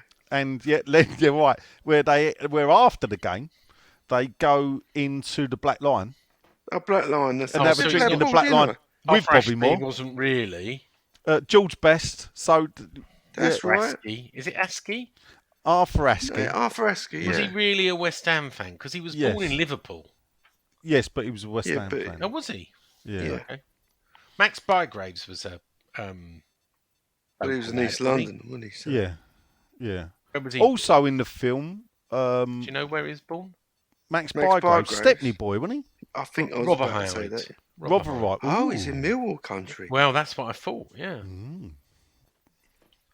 Yeah, but people did used to move across the river, didn't they? Yeah. Yeah. Yeah. Doc? Yeah. That was the Docks, wasn't it? We're Yeah. behind. Though, if you do go to real history of West Ham and look up the Alf Garnett film, Who wasn't a West Ham fan, obviously. no, No. but don't blame me for the language they used. Yeah. Believe me, they did used to have that on the TV, and that's what they used to do. I get it's not PC anymore. I'm very It's not Nigel's surprised. fault. Yeah, I've just put the clip up because it's great to see Upton Park and the Black Lion pub from the early 70s. Oh, where have you put the clip up? It's a 10-minute clip of the I cut it out of the film because it was part of a long film. Oh, you and might it get goes to a West Ham banned. game. Well, no, it's had 54,000 views. Would you know what? I got a copyright strike at the game. Oh. And I haven't had one of those ages. This is from the 70s. I put up some of the goals from Thursday night, but not actually, literally just pointing to the big screen All right. and looking at the repeat of the goal on the big screen. But it's got the Yeah. crowd all around it, and you're thinking, well, how can I have a copyright strike against that? Because that's how it works, because you're showing the goal. I know, but how did they spot that? I mean, it had 100,000 Yeah, but views. it's all done by AI, Sean. Yeah, I know Yeah. that, but usually Not AI Sean. But Yeah. no, it usually when it you have to have it full screen. Did you put it on YouTube, Sean? No, this was on Twitter. I got a copyright strike on Twitter. On Twitter? Yeah. Oh, right. Oh. I had to then take them down and agree to get back on Twitter after being warned that I understood that I can't upload copyrighted material, Oh, right. which I assume was BT Sport material. But you think if you're pointing at the big screen with fans all around it, it's very clever to spot that. But there you go. But yeah, Anyway. you might get a copyright. The point I was making is you might get a copyright strike against you. They're hot on that these days. Okay. All right, let's crack on. Next Yep. up, it be old Wurzel Gummidge himself, Richard Dodds. Hello, Dadsy. He says, all right, my handsomes, how's you doing? He says, which, in your personal opinion, is the biggest meltdown? West Ham United supporters on social media, Spurs manager Conte, Oh, Fulham players and their manager when Man United awarded a penalty against them. didn't see that. But I did see Conte. Yeah. The biggest meltdown, generally, West Ham United supporters on social media, especially those that love flipping their lip when we enter the bottom three, considering the last 2 times at least we've entered the bottom three, we did it not playing a game. So, yes. All you lot I'm talking about. Who are you picking, Sean? West Ham, Spurs or Fulham? I'm going Spurs. Yeah, I'm Conte. going Spurs as well. All right. And Dodds, I'll ask the second part when you learn to spell my fucking name right. 'Cause Is he until still then- not spelling it right? Yeah. He's got he the ain't ump with getting you. it. I don't care. Why? He's- What's happened? Well, Well, I've got an because- ump with him because Is if he this to can't do spell your his name, website? we don't discuss Sean All right, yeah, on right. here. All Yeah, right, yeah, other fine. things. It is to do your website then. But if he wants to, to ask a question with our name in it, it's 4 fucking letters. It ain't that hard. Make sure you spell it right because I think you'll find this one lives in Luton Yeah. and it ain't me. We don't discuss how sausages are made at 6'2". No, Scotty Neville. He says, "Why do we think he took?" I wonder if he's got a brother, Scotty. Why did we think he took Skamaka off early? Bringing Ings or anyone else in made no sense. Is it guaranteed? Do you think it's guaranteed he'll leave in the summer? Oh, he did forget. He came back though. Good recovery, Scott. Brady and Moyes out. Brady and Moyes out. That's a good question. Actually, that Skamaka thing, that's coming back to me now. Why did he take him off for? He needs football. We're not playing for another couple of weeks. Yeah, it's true. I think to give Ings a run out. And Yeah. Mabama. And Mabama. Because Ings is very unproven. He needs to run out. Well, do you know why I think? Because I think Skamaka was fortunate to score a goal. It was the Yeah. worst bit of goalkeeping I've seen at the London Stadium this season. A keeper like that deserves to be over Wanstead Flats. Believe me, I know it's where I played. And I don't frankly felt his heart was in it again. For a bloke that, I know it's, he probably thinks it's a slight him being picked to play in that game. and everything. But what I look for is go and show us he's wrong. And I don't think he quite did it. He didn't show us that Moyes is wrong to pick Ings or Antonio over him. I don't know. I may be harsh. I just You thought are harsh. You he don't was like lucky. him. He was lucky with his goal. It ain't I don't like him. John says you don't like I him. watch him and I don't see a lot of effort You need from to him. get behind your players. I am behind my players. The ones that run around, the Georgie Parises, the Billy Bond. There are players with half the talent he's got, but they give you 100% effort, and I will love them. I want effort. And if Fucking he did Di effort, Canio didn't give you much effort. no, but he especially was a away from magician, home. though, wasn't he? Oh, Oh, that's right. an old. That's one of them old wives' tales. It's gone down. I the thing and remember everything. him fucking the Tottenham game. He went down for a foul, didn't get the foul, and he sat on his ass for over a fucking minute. Yeah, he So if did the that ball a would have few come back, times. you would have been offside anyway. Well, yeah, look, you got to take the rough with the smooth with geniuses. You have to cut them some slack. Yeah, Skamaka ain't a genius, so he's got to give in. He's got to give the effort. That's the way of the world. When you got someone that good in your football team, you do have to, make allowances. Do you know, I was feeling much better when I was painting, and that I'll come on here. I just fucking feel terrible now. Talk about gastric reflux. Just you talking about stuff. Horrible. What's the next question? Michael Levy, the soul singing there you go. superstar. Needs soothing. Tenerife. I just don't wanna stop. Oh my love. Please be a nice question. Something. Here we go. Evening all. He says, I asked this question last night on another show Nigel was moonlighting on. He laughs. Interested to hear all of our opinions. If I'm asked, I'll go on, people. That's the rules. They asked, I appeared. Plus, Nick was only 50-50 because of the two Bob bits. If Moyes succeeds in transitioning our style into a more attacking, exciting, possession-based approach, Like it so far. would anyone stick with him?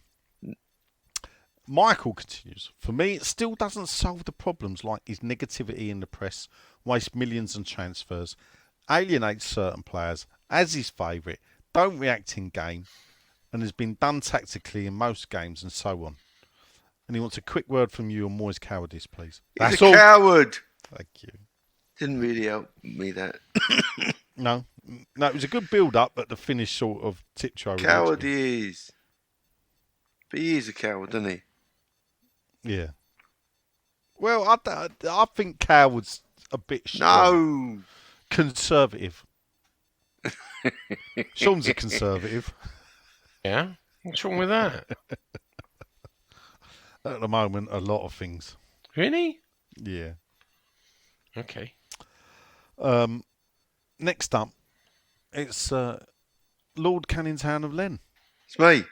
He says, my painting that I'm just finishing, real East London hero. He Up is. the irons. And He it is. looks like it's sold already. Could be. He's a Could good be. customer, is Joe, so Yeah. I won't put it past him. Yeah, there you go. That's what I like. We have to rename it Facebook, Twitter question, and Len's Art Fair time. Yes. And Lewis Allen says, get yourself down to Crowning Hornchurch, first Sunday He of did every say month. that. Dennis Stratton, That's right. blimey, ex-Maiden, ex-Maiden, big West Ham fan as well. Yeah. My mate used to know Dennis Strand. I think Dennis had a magic shop in Clerkenwell as well. Because Dennis used to, with all the blood capsules,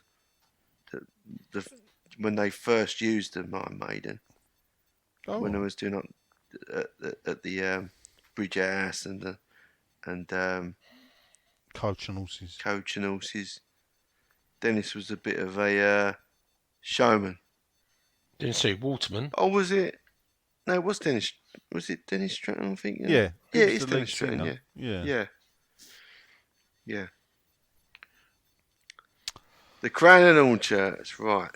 There you go. Obviously must be playing heavy metal. EI, Sean. Help. Right. Aye, Sean. Come on, Sean. Aye, Sean. All right. Right. A reach comfortable win over Larnaca. Job done with ease. Yes. He said he would have liked to have seen Skamakaka get longer in the pitch, but good to see Bowen starting to show some form again. His highlight of the weekend was Conte's meltdown, though. Can you imagine what he'd say if he managed us? Well, yeah. Did he? I saw him slag off the players. Everyone, really. Did he slag off the owners as well? Oh, yeah. Oh, I didn't get to that point. I watched the full 5 minutes. It was brilliant. It was like 20 years. Is he asking for the sack? Well, this is the funny thing. Yeah. You're saying everyone does it for the money. I think, why don't you fucking just walk then? But wasn't there a picture of him on like Ryanair flying back from somewhere? There was, yeah. Weird. Yeah. So the funny, he did say about 20 years, 1-0. You know, he was sort of alluding that Tottenham are this type of club. The only thing he didn't say was they're a bit Spursy. That's the only thing he implied. Really. Would you take him? It was brilliant. No, I don't want another defensive manager. No. It was brilliant, and the only reason it was brilliant because it was Spurs and it was their own manager turning on them. But not only that it's a manager who is more successful, but like an Italian David Moyes in his outlook of playing football. So, and the funny thing is, this is the manager that they wanted. When they come in, they thought everything's going to change. Yeah. We're not Spursy anymore. They were dazzled by the medals. They're so desperate. This is the funny thing is they are desperate, but now the football's bad. And sometimes you think, what have you got to moan out about fourth? But at the end of the day, you're a team that's fourth. Still one fuck all. Yeah, this is it. You know, you don't. We're a team playing boring for the money to try and stay in the Premier League, and they're a team that's boring for the money trying to stay in the Champions League. But you know what it boils down to? I've got a lot of Tottenham mates, and this is the thing, and we all agree as football fans. And this is where I will argue with the West Ham fans that think differently. Is football fans should be there for the glory. And there's no glory in finishing fourth.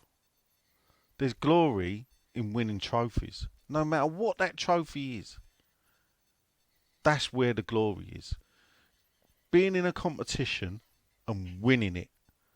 We're in the Conference League. We can't help the teams that are in it. If we win it, that's glory. Quite where that puts Moyes in the pantheon of West Ham managers of all time, we can argue about that nearer the time. I've upset people enough already with that. You upset people? Yeah. I may have alluded to. I did it as a sort of wind up that if he wins that, it sort of puts him in company of Greenwood and Lowell. But anyway, questions from AR Sean.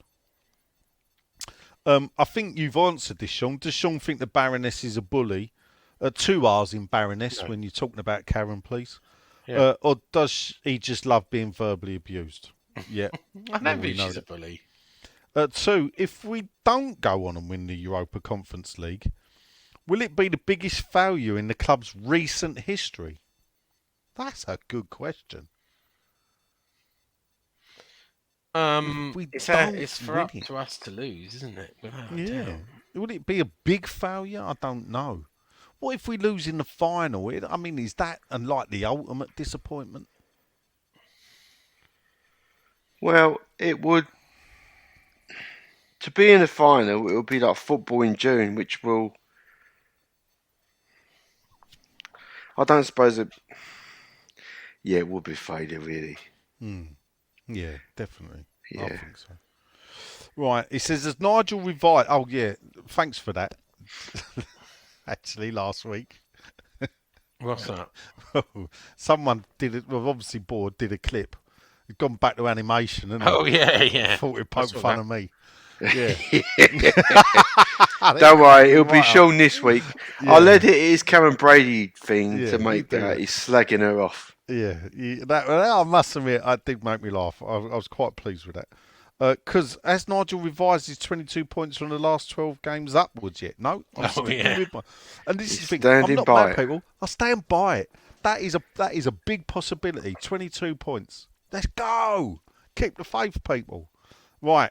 Last of all, I'm going to read you a list of pies, Sean. Yeah. Pick your favourite.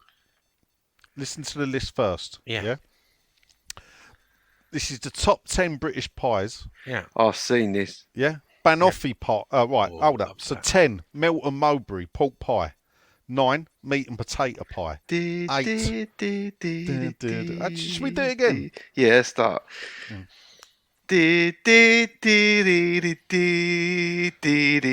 Greetings, pie pickers. The top 10 British pies is voted for by the readers of Taste Atlas. In a 10, Melton Mulberry pork pie. Up to 9, meat and potato pie. But down at 8, a pot pie, whatever that is. At 7, from Northern Ireland, a pasty, which is not a pie. But anyway, Why not from Cornwall? the best one of all, stuck at 6, pie and mash from London. That is not pie mash pie. Have you seen that? And I have. I was just. And it's got gravy on it as well. Yeah. Oh, halfway us, cheese and onion pie at 5. With 4, it's the steak and ale pie. Nice. Into the top 3. Nigel's dinner tonight was shepherd's pie at 3. Nice. Coming into 2, it's a steak pie. And at number 1, top of the poll, bam, off, pie. Sorry? Banoffee pie. Yeah. Yeah. What's your favourite pie, Sean? Banoffee. Said it Really? earlier. How is that in there, though? I know I it. don't I- know. Where's minced beef and onion? Yeah. Yeah. I like steak and ale, by the way. But, you know, especially if it's in a proper, you know, gastropub. You know, really pretentious, you know, gastropub. Top 3 for me is Melton Mulberry pork pie, Oh, shepherd's pork pie. That is awful. The gelatin No. in it. Yeah, that's lovely. Shepherd's pie, and then obviously pie mash. That's the winner. The Ivy do a great millionaire's shepherd's pie that is to die for. Oh, millionaire. Sean, it's shepherd's pie with cheese on top. I have that. No, but it's made with really nice ingredients at the Ivy. Sean, they did that. The first time, you weren't invited this time. Oh, no, you might have been. Was you there when we had the tapas? Yes. Oh, you was there, weren't Yeah. you? Yeah. That was millionaire. Yeah. Oh, And I went, it can be It's nice. shepherd's pie. It was shepherd's pie. I know. Stupid. Millionaire's pie. Fucking. What a load of bollocks. Oh, It's an oxymoron. yeah. He is. But he's our oxymoron, isn't he? Yeah. Anyway, next up it's the old Adam Leatherbarrow himself. He says, hello, gents, how we Hello, getting Adam. on? It's a bit like you. He says, isn't it nice to have a stress-free weekend of football? Lovely. He says, my Till you question- come on here. Yeah, this will bring you down.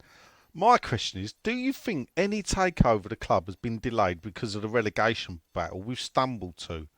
He seems to think that there are suitors out there, and if we were top half, talks would have progressed a lot more for April. The Baroness Brady out. Hashtag Baroness Sean's Brady review out. of Jekyll. Hashtag email from Brady. So, I wrote about this today, as you may or may not know. And Don't. people talk about, you know, Oh, 150 please million don't. pounds sold of gold. Hear me, Please, out, right? please don't But say it. it's Please quite don't simple. say what you're going to say. Both David Gold Please. and Jacqueline Golds will go into probate now. There is inheritance and tax issues. But basically, here's a new bit of information. David Gold held 18% of the shares in his own name. The other 7% were owned in 2 possession trusts and a company. I Dodgy. believe the 7% might be sold in the summer to Daniel Kredinsky at a set price of about 40 million. Same price, £188,000 a share. It's on 6'2" today.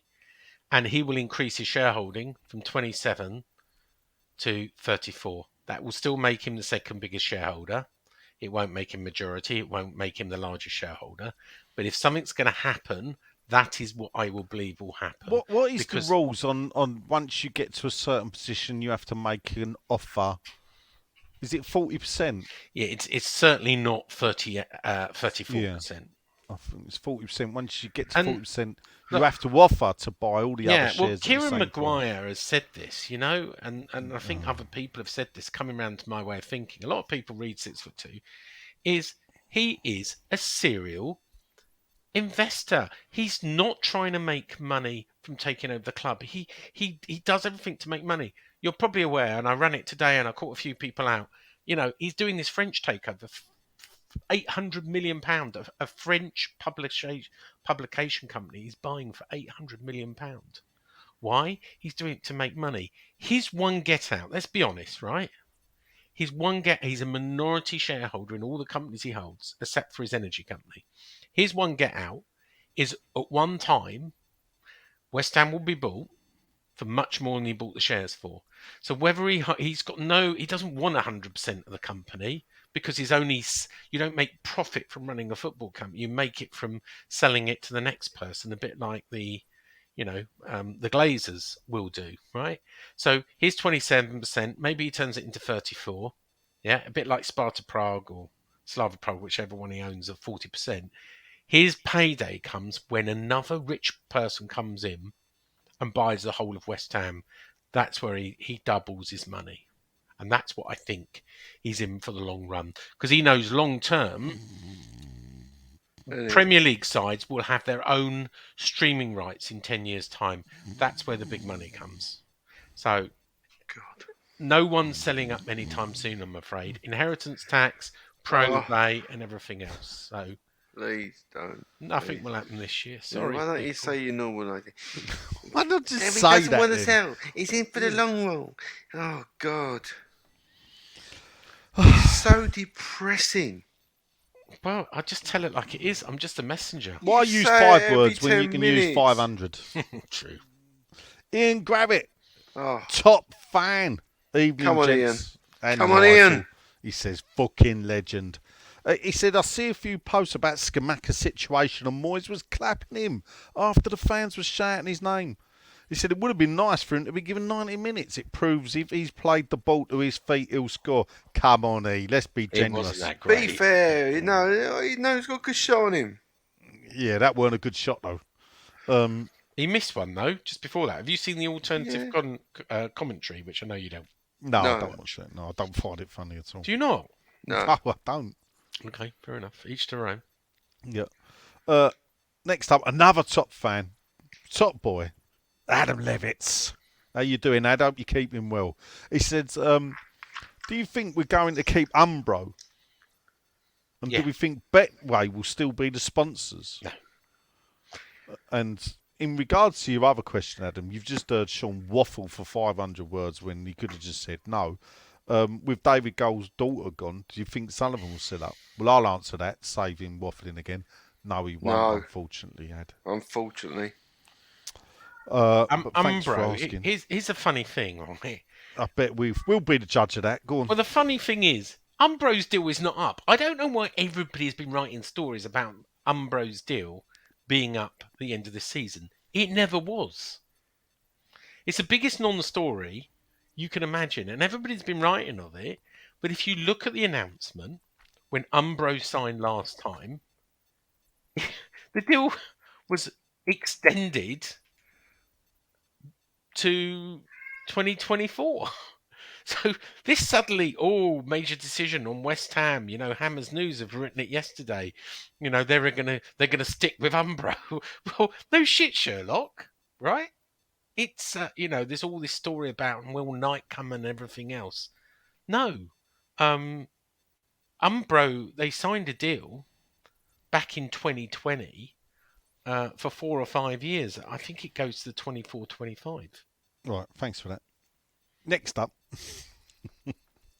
And a Betway, of course, just to clear... No, it's an important question. Betway, the current deal still runs. My understanding is the Premier League, the government will not force the Premier League to ban betting sponsors. Yeah. They're going to leave it to the Premier League. The Premier League is likely to have a voluntary thing that says no new sponsors. So Betway, when its current deal runs out, we're unlikely to renew it. We've got to find a new one. Right.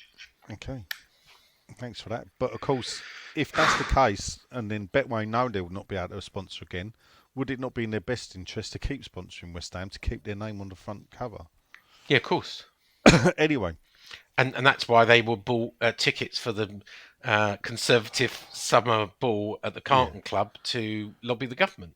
Of course they did. Allegedly. Who's next? Anthony Collins. Come on, Tone. Right, how are you pronouncing this, Tone? Because it's Collins with a G. So is it Collins? Collins. Like Danny Collins? Collins. Break it down to me next time, Tone. Evening, gents, he says. Oh, and Sean. A great podcast, he says. Oh, thank you. First time question. So God knows where I'll go with your name then. Anthony Collins. What name can we give him? What about Cleopatra? Bit harsh, really. No. Collins. London Collins? London Collins from the faraway town. Yeah, all right then. Anthony London Collins. It's his first time question. Well, that's why you got your dealt a kite eye name. He said because he thinks question time needs to be that little bit longer. With huge discontent within the fan base again, and the real West Ham dying when we left Upton Park, and a He's horrific right there. I like to this the stadium. He says, "I love Lord Canning Townend's rants." Oh, thank you very much. He's right up my strauza. What do you think? This is a tad controversial. What do you think it would take for West Ham fans to do an AFC Wimbledon, start a new club? Would it ever happen? I don't think there will. But did I say it on the? I've been talking to someone. I don't remember if I said it on the podcast. That I said I don't think we're any different to MK Dons now. We're a new club. We're a different club. I don't think I did say it on here. I think I was talking to someone in flesh and blood. I have said that. But I don't feel this is like the same club, which is why I don't mind walking away from it. Because I just don't feel like could be any team. Don't feel like West Ham to me anymore. But that's not what he asked. No. I don't. Why hasn't there been? I don't know the answer to that. Why ain't there been? I tell you why. I might have gone. Because maybe people like me, no matter what, wouldn't walk away. Yeah. Because a lot of the antis to the move, that I know are still going. Didn't someone try and set up Thames Ironworks? Well, no, not as a football club. Yeah, they did. I don't think. No, I don't think they did, Sean. No, I'm sure Nicky Hawkins or someone else was. No, that was a Sunday. That was not an AFC type football club. You've got to start as a. No, you can still start. Yeah, but you're not playing on a Saturday. You got to play on Saturday, Sean, at start, not on a Sunday. And it'd have to be done, and it would have to have West Ham in the name. Is it still going? Upton Park. Is the Thames Ironworks Football Club still going? Upton Park Football Club, of course. I don't know. Is an old football club which actually has been relaunched. Funnily enough, I don't know if he relaunched it, but he's definitely one part of it by the son of Rob Jenkins, the old. So Upton Park FC, but Upton Park FC was the original football team of the West Ham area. To the point that they played in the very first FA Cups game, I believe, which was played in West Ham Park. So Upton Park FC played in West Ham Park. And I believe they played, I want to say Chatham, but I may be wrong, in the very first FA Cup tournament that was played in like 1860 something. Flanders Playing Fields, Napier Road. Well, Flanders... That's where Thames Ironworks FC were playing last year in 2022. Yeah, well, that's... Are they still going? I haven't seen anything in 2023. That's East Ham, anyway. Their last tweet was in summer of 22. Saying Yeah. we're still looking for friendlies in July and August. Yeah, so I don't know, but then that's like a Sunday team. That's not an AFC type rebel team in the mould of the AFC United of Manchester is. So if you're looking, Wimbledon AFC, sorry, to give it its proper title, which does confuse a lot of people when they're doing the alphabet of football teams, because Wimbledon is actually AFC Wimbledon. So it goes in A, not W. As Sean knows, because you bought shares in it, Sean, did you not? I did, yeah. A proper rebel club was born out of the moving of Wimbledon. How do you FC. know I had shares in that? Oh, you can't keep your mouth shut about anything. So, an AFC Wimbledon was born out of the Glazers takeover of Manchester United. No, that's surely FC in Manchester, isn't it? Yeah, FC, not AFC, mate. Yeah, so that's what I called. What did I call them? FC United. AFC Wimbledon. Yeah, Which no, is really AFC Wimbledon were born out of the move of Wimbledon. MK Dons. Yeah, FC. I thought they were called FC United of Manchester. Yeah, that's right. That's what I said, didn't I? Yeah, it's they're very born out of the confusing. move to Manchester. The Glazers. And what you've now got is the most up to date one is AFC Bury. Oh right. Who were born out of the demise of Bury Football Club. So we want to be AFC West Ham. You know the story there, though, don't you? Because you follow price of my football. nephew lives in Bury, so. But you know the price of football. Hold up, Sean. I don't need to listen to the price of football to know what's going on there. So what's going on? Just tell our listeners. And what's going on is that Bury Football Club never folded. Yeah. They stopped having a football team playing. Yeah. They couldn't field a football team. The club still existed and everything. Some of the fans went off and formed AFC Bury to keep playing football. I've heard this Some story. of the fans actually said, no, that's a separate football club. Yeah. We want to fight for Bury. Yeah. Now, they, in conjunction with the local authority, managed to get control of the football ground, Gig Lane. Yeah. And what happened then is they needed to get the football team back up and running. Yeah. But they couldn't do it. Yeah. So then there was a vote about a merger. But these two sides now fell out big time. That's right. I know it's right. That's what I'm telling you. And now they can't agree. It's like a fucking exam, Sean. You've got one with a football side. You've got one team with a football side, the other one with the ground. They voted for a merger and they can't agree with each other, so they rejected the merger. And basically, they needed a 75% majority to. Now, the AFC fans voted to merge. The Bury Football Club fans needed a 75% majority. They only got, I believe, 68%, and so that 7%, I think, was about 30 fans. But what's happened now is discussions have followed on. It looks like they're going to have another vote. And it looks like they will agree to merge, and AFC Bury will become the football club. Now, the reason why they were desperate to fight is because AFC is seen as a new football club. Bury FC never went out of existence. If Bury FC had a football team, they would actually be placed higher in the non-league pyramid than AFC Bury have had to start. But obviously, they have already got the football team going, and it's been quite successful with the fan base. And it looks like peace will reign, and that Gig Lane will have football, and they can get back to hopefully being a top non-league team to begin with. Anyway, it's not a Bury football podcast. No. But there you go.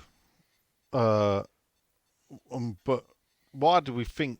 I just don't see an appetite from West Ham fans to answer Anthony's question.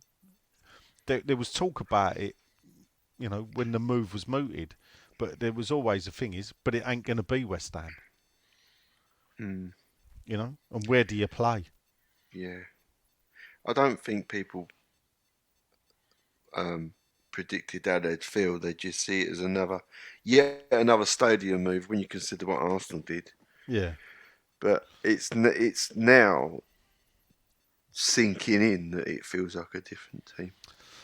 Steve Scarlino, he asked a question. I'm going to answer it. Come He on, says, Steve. evening, chaps. He says, Brady confirming an apprentice. Only your friends can call it Karen. It's Don't with two mention the R's, war.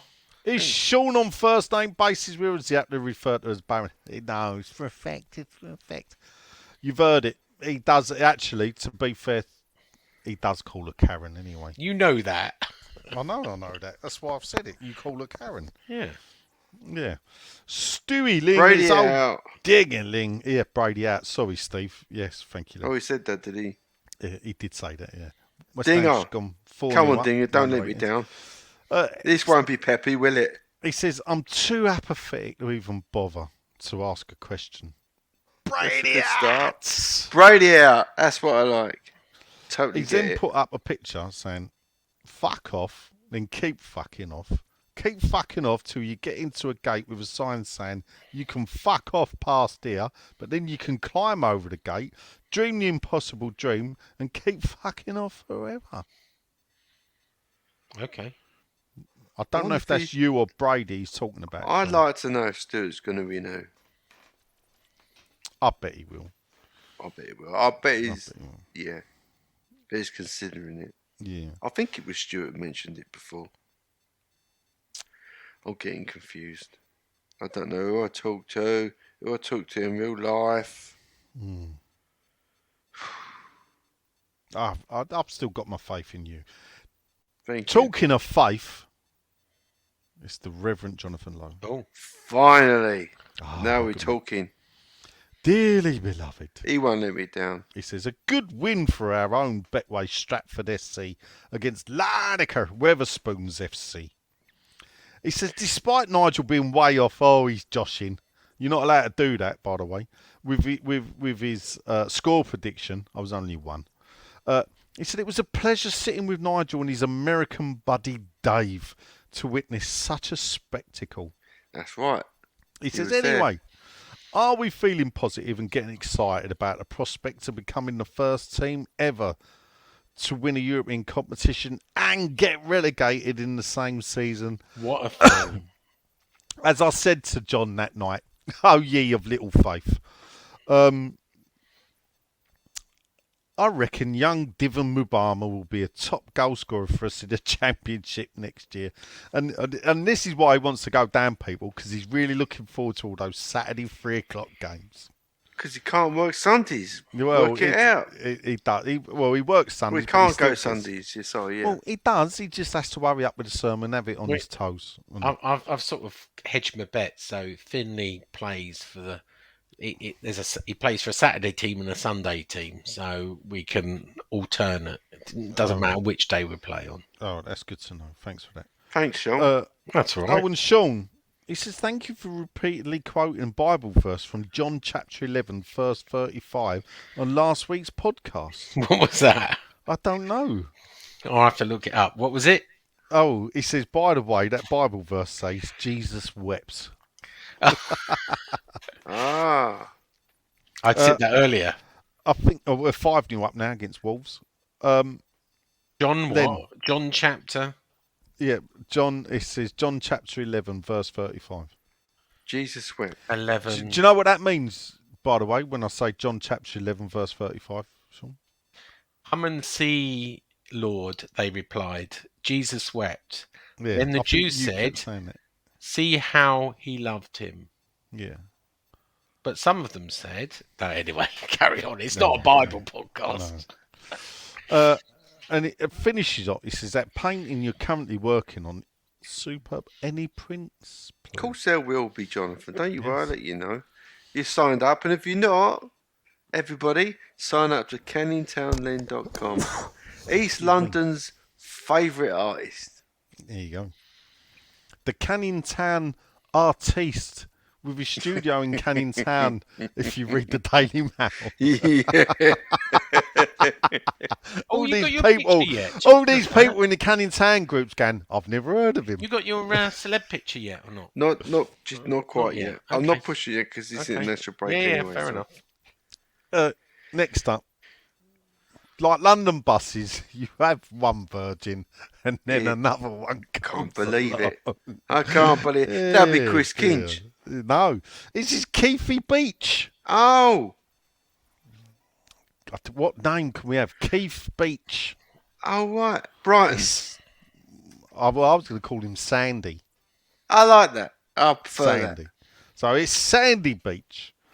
Says, evening, gents. He's listened to the podcast for a couple of seasons now. But this is my first question. Right.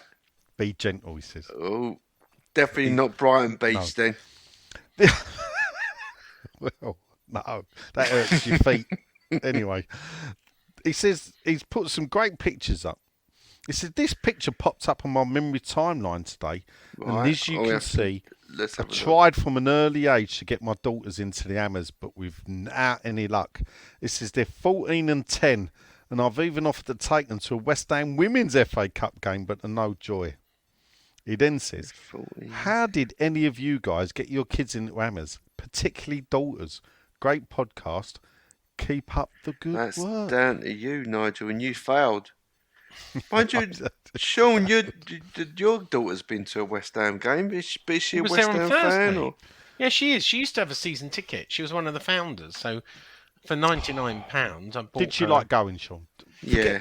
Forget the bullshit. You half ham it up. Yeah. Does she support West Ham? Right, loads of founders didn't support West Ham, Sean. Let me be honest. Your mates. Please. You thought it was a great backdrop for Instagram and... See? Now and we're getting at it. Right? But she's never been into it like my son is.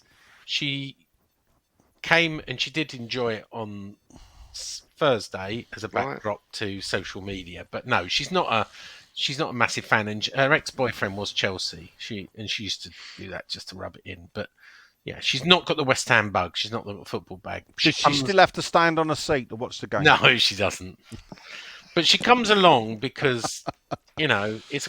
In her eyes, it's a cool thing to do, but she sits down actually most of the football, even where the rest of us are standing.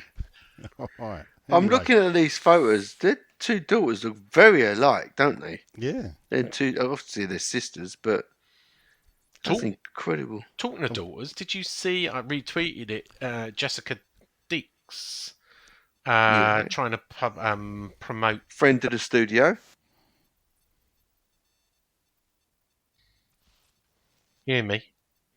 No. Yeah? No, I pulled out my microphone. You come back. Accident. Jessica Dix was promoting her dad's book coming out soon. Did you see that? Yeah. Oh, was he?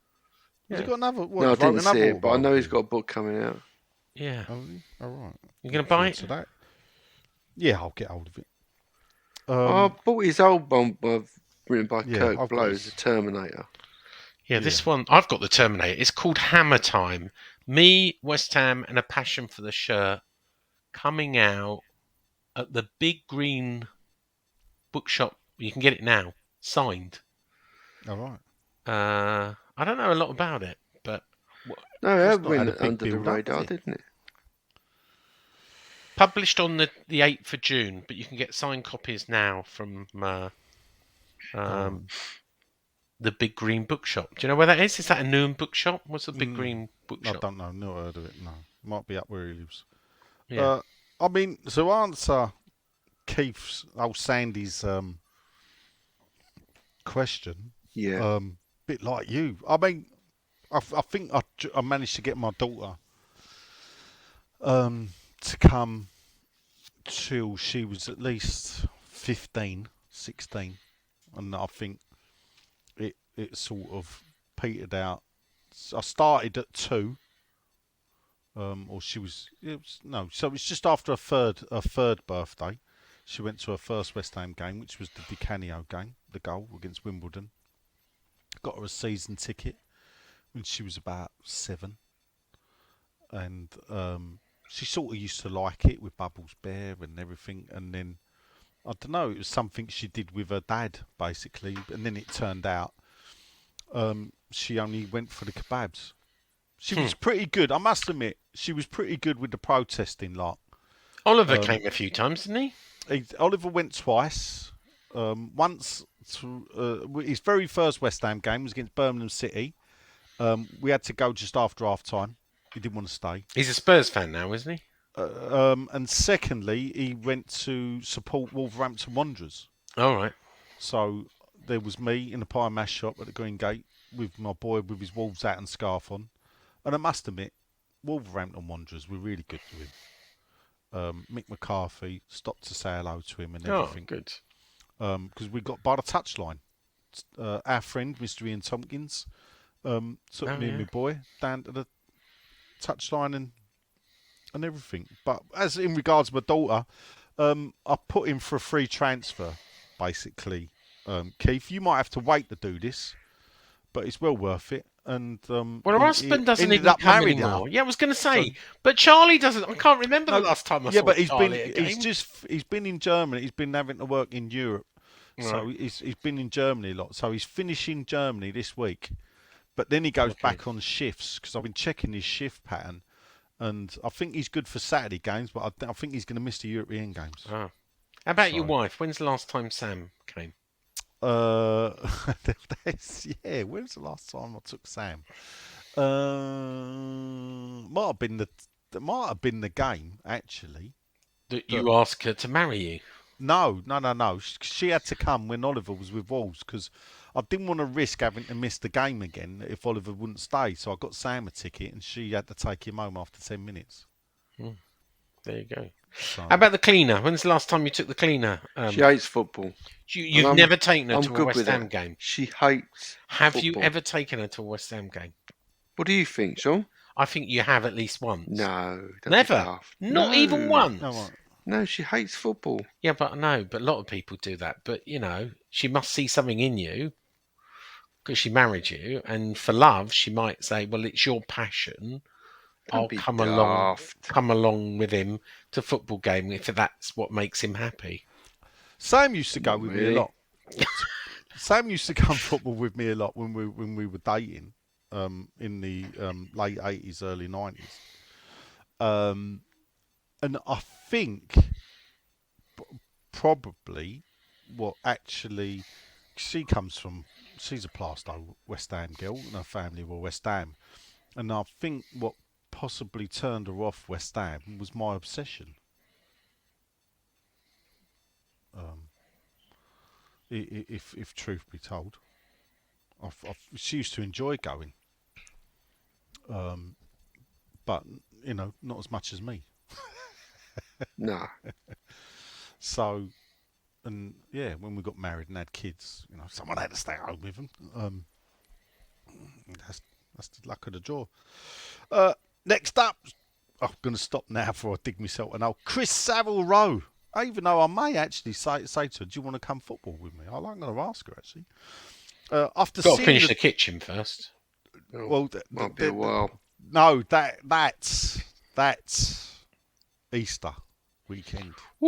International break, you could get something done. No, this is I've got to do the garden because it's now it's getting the right time of year. So this weekend, garden, cutting bushes back, doing everything, mow the grass for the first time, weather permitting, everything. So get the garden looking a bit tidier. I always do it, and then get ready for the big. I've got a couple of days off work as well. So yeah. Kitchen, only falls on horses. Kitchen, West Ham Youths in the semi-final. Do you know what, Kitchen. Nigel? The weather's looking terrible this week. I think you'd be better doing the kitchen. Oh, all right. No, I've got to do the Not in garden. Rome, it's not. Oh, all right. So where are you going? Yeah, Of course, Thursday. another holiday. Times hard. There's a recession on you now, Len. Not for There's a Nigel. cost That's of living. Sean. Yeah, it's a cost of living crisis. Yeah. Not in Rome. Yeah, not in Rome. No. Wasn't built in a day, No, not if I was building it. Anyway. Yeah, true. Nah. Just some snagging to do. Yeah. Yeah. Julius Caesar would go, "Yeah, have you finished Rome, Nigel?" No, No. I've just got some snagging to do. I'm just off to watch you're- Lazio. And of course, you would go, "Rome wasn't built in a day, Julius." No, that's Oh, yeah. right. Neither was Mark Kitchen. Mark Kitchen weren't built in a year, let alone a day. Chris Savile Rowe says, after seeing the draw at the Conference Cup, this has got a question. Are we going to win a European Cup? Yeah. Again. Right. We are. I believe. Chris Kinch. Ooh. Father Chris. Tom. He won't Spurs let are me down. expected to part ways with. Of course Oh, you they reckon? Yeah. Yeah. That's what the Telegraph are saying. Yeah, that's why I flew What, this off. week? This week, yeah, next 24 hours. The only reason to keep him there would have been because he was such a lunatic to punish him. Yeah. But anyway, Sean, he asked a question. He says, on. how much do you reckon? But actually, I know you know. Yeah. So what he says was, how much do you reckon the club got paid by the producers of Ted Lasso? If he were real and available, would you replace Moyes with Ted Lasso? Do you know what? I would in a love Ted heartbeat. Lasso, and I'm watching it on Apple TV. I've watched the first episode. Next episode comes out on Wednesday. And there's a lot of West Ham in there. You know how much, don't you? Yeah, it was. I thought you really said cheap, it on the actually. pod. 150 grand. 150 grand, yeah, that's what we got. Just to use the branding. Interestingly, I don't know if you've seen the episode, but they use the London Stadium as if that's where they train. So they're training at the London Stadium, so they must have paid some money to London Stadium.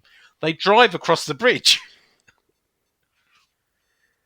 You know the bridge that we go over? Yeah, it's a road. Well, no. The actual it's a bridge. walkway. It's a walkway. They drive across that bridge onto the concourse, like it's the entrance. A little bit TV there, and they have this office with a window onto the pitch, yeah, which Oh. obviously doesn't exist. It's a box. And he parks his old, Nate the Great parks his old car there, and he then buys him an Aston Martin. But Oh. yeah, Brilliant you know that they're podcasting, made out this. to be the hate figures. West Ham have been designed to be the hate figures of this story in this episode.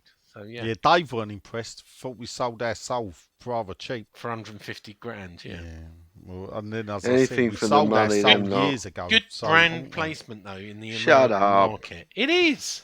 Lewis Allen, evening, gents. He says, and I like the way you do this, Lou, because he even puts it. He says in brackets, and Sean. He said, what player from any era would you have back at West Ham today? But he says it can't be a Billy Bonds or Bobby Moore type. More the unsung heroes we may have forgotten about. He's come up with a good one, like Michael Hughes. He then wants to say, great show last week, and he's still chuckling along with Len at Nigel's 20-odd point prediction. Oh, you people of little faith. I've We already fucking said... certainly don't. Listen, 20 points. It's a doable. 22 points, if I'm being exact. It is achievable. So the question is, unsung West Ham hero. Yeah, that you'd want to bring into the team. All right, well, where do we think we're lacking? You see, Well, I'm not goals sure. is the problem. Goals? No, getting the ball to the fucking striker is the problem. Well, I'd argue that when you have 20 shots in the game, but only 3 of them are on target, actually the ball is getting through to them. Yeah. Yeah, but is it the striker? Can we not have is it too sycophantic to say David Cross? He knew where the goal was. And Yeah, but if you're playing one up front... Well, he's saying an unsung hero. So think of a hero, Why has it got to be an unsung hero? Because he's asked the question. Yeah, but he said Michael Hughes. So Well, it's he got was to an be unsung hero. He said it may more. He It's a said, record fucking signing. well, he's saying can't be a Billy... Michael Hughes won a record sign. I'm Can't pretty be sure he Billy was. Bonds or Bobby type. More the unsung heroes we may have forgotten More about. the unsung Tim hero. Breaker. Tim Breaker at right back. We do need a right back, I suppose. He will be bad. He wasn't. People don't realise how good Tim Breaker was, but he's not one of the ones people remember, is he? No. I know who I've got. Go on. Leroy. Rossinia. I loved Leroy. I really did love Leroy. I think he's struggling that team. One up front. He ran a bit funny. It was like he almost ran like his thighs didn't move, so it was just from the knees down. I know I'd have. Yeah, go on. Relatively unsung. Stan Lazaridis on the left. Oh, yeah, Skippy. Yep, definitely. I used to love him a Fit lot. in that team nice. Yeah, I was gutted. And of course, we sold it to Birmingham. What did he do? Come back and score against us, Of didn't course he did. Bastard. I know someone who no one ever talks about anymore. Ronnie Boyce. Fucking. They don't. Do you know why? Because everyone that watched him was dead now. No, because he came when Moore and Hurst and Peters dominated everything, and he was a He one-man came. club. Where did we get him from, Sean? So what team we signed Do you him know from? what? I thought he was a one-man club. I thought he'd sort of started with us. Are you sure? I don't know. You tell don't know. me. No, I'm just curious to see. You know a lot about him, Sean. Why don't you tell us more? I assume. Where did we sign him from? What club did we sign him from? I don't know. I thought he started with West Ham. I know that I know he made 340 odd appearances, and I know he was related to the club for like 37 years.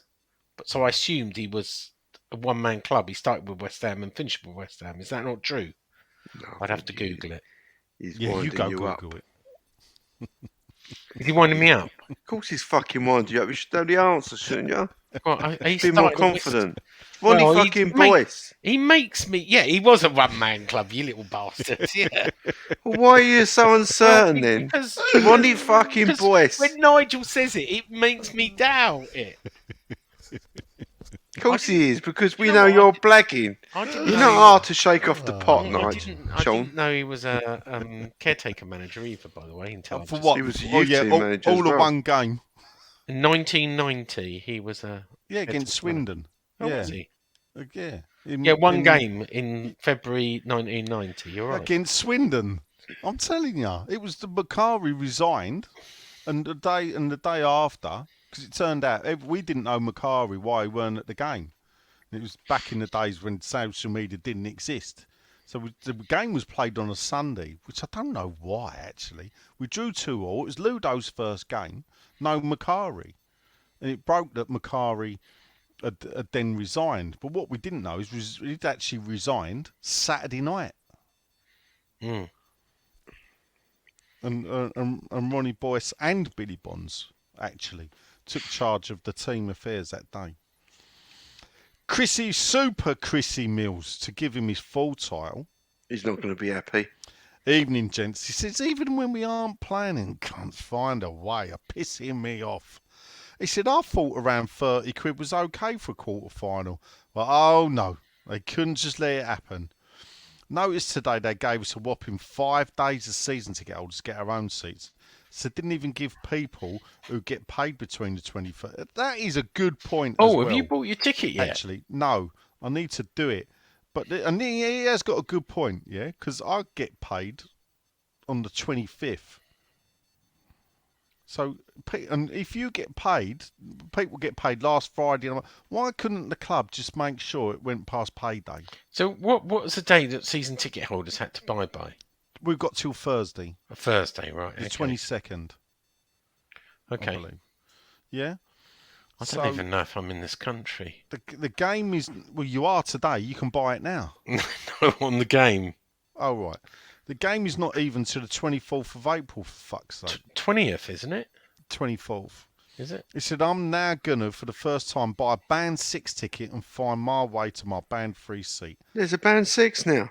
Yeah, Yeah. there is. Fucking hell. Oh, do you know why they did that? And this is gospel. I'll tell you why they did it. Because we got knocked off the cheapest season ticket by Man City. Oh. Yeah, when we put Cynical, when innit? we put the Band 5 up It's true. to 330, we no longer had the cheapest season ticket in the division. So Man City did at 320. So what they did was they created a Band 6, which is the very back rows behind the goal, but only behind one goal. And they created a Band 6. Bearing in mind they used to sell those seats as a Band 5. And they put that as 300 quid for a season ticket. And Your thus mates for you, Sean. yeah, and thus enabling them to still keep the claim, oh, we have got the cheapest seats. So what happens is the press will then go, well, look at that. Last year, West Ham had a cheapest season seat was 320 quid. They've cut that now to 300, not realising they ain't cut it. They created a new one just to beat it. Marketing bollocks. Brady out, Sullivan out, Moyes out, Key out. Everyone out. He said, P.S. I had a great drink on Thursday, proper laugh, Good. and rumbled in about 12:30 a.m, pissed as a pudding. Cool. I had a check in the confiscation bins before the match. He says, no knives or knuckle dusters, just plastic bottles. I don't suppose they confirmed what they've found since 2016. He says, nothing at all, the pointless home searches. Ah. I got a question for for you, Sean. Go on. Why don't you Wave fans, why do they get searched at the turnstiles and not before the turnstiles? They do both. They have to come through the normal entrance with us and get searched. No, security. Sean, away fans will come in from below the steps. No. Yes. Look, let me tell you. When I go down from Pudding Mill Lane, I go for Bridge 4, which is the away fans. Right? No, Sean. Remember, you can walk in, from where the steps are. What steps? What steps? Where the way turnstile is. Have you not seen the lift and the steps that go down that take you out? And it brings you by the staff entrance. Yeah, I know that one. I go over that one, but it's still it's not a bridge, Sean. It's still a security checkpoint, unless you're going through the staff entrance, which is having new solar panels put on. I go through there all the time. There is a search, right? You get searched there, and they get searched again at the turnstile. They get searched 2 times because I was with some people from Nottingham Forest, and they were complaining how they got searched twice. I promise you, they get searched twice. Otherwise, just everybody would come in that entrance. Oh, okay. So, Sir Robert of this parish. 48 quid, by the way, for my 2 tickets for there that you game. Go. For the 2 tickets or each? No, for 2 tickets. All right, well done. Hi, gents, says Sir Robert of the parish. 2 questions, tongue in cheek, I'm guessing. If Erling Haaland, a new good question asker? Well, that's why I thought I'd call him Sir Robert of this parish, because his natural name's Robert Parish. Right. We could call him George. So okay. I don't know if he's religious. I mean, what would we do if we had Chris Kinch, Father John, and Robert Parish? So, okay. Hi, gents says he's got 2 questions. If Erling Haaland came to West Ham, would He'd never Moyes get the play ball. him? He said, would Moyes play him or start with Antonio? And would Haaland go the same way as Alan Skamaka because of the way they play under Moyes? Yeah. Yeah, probably.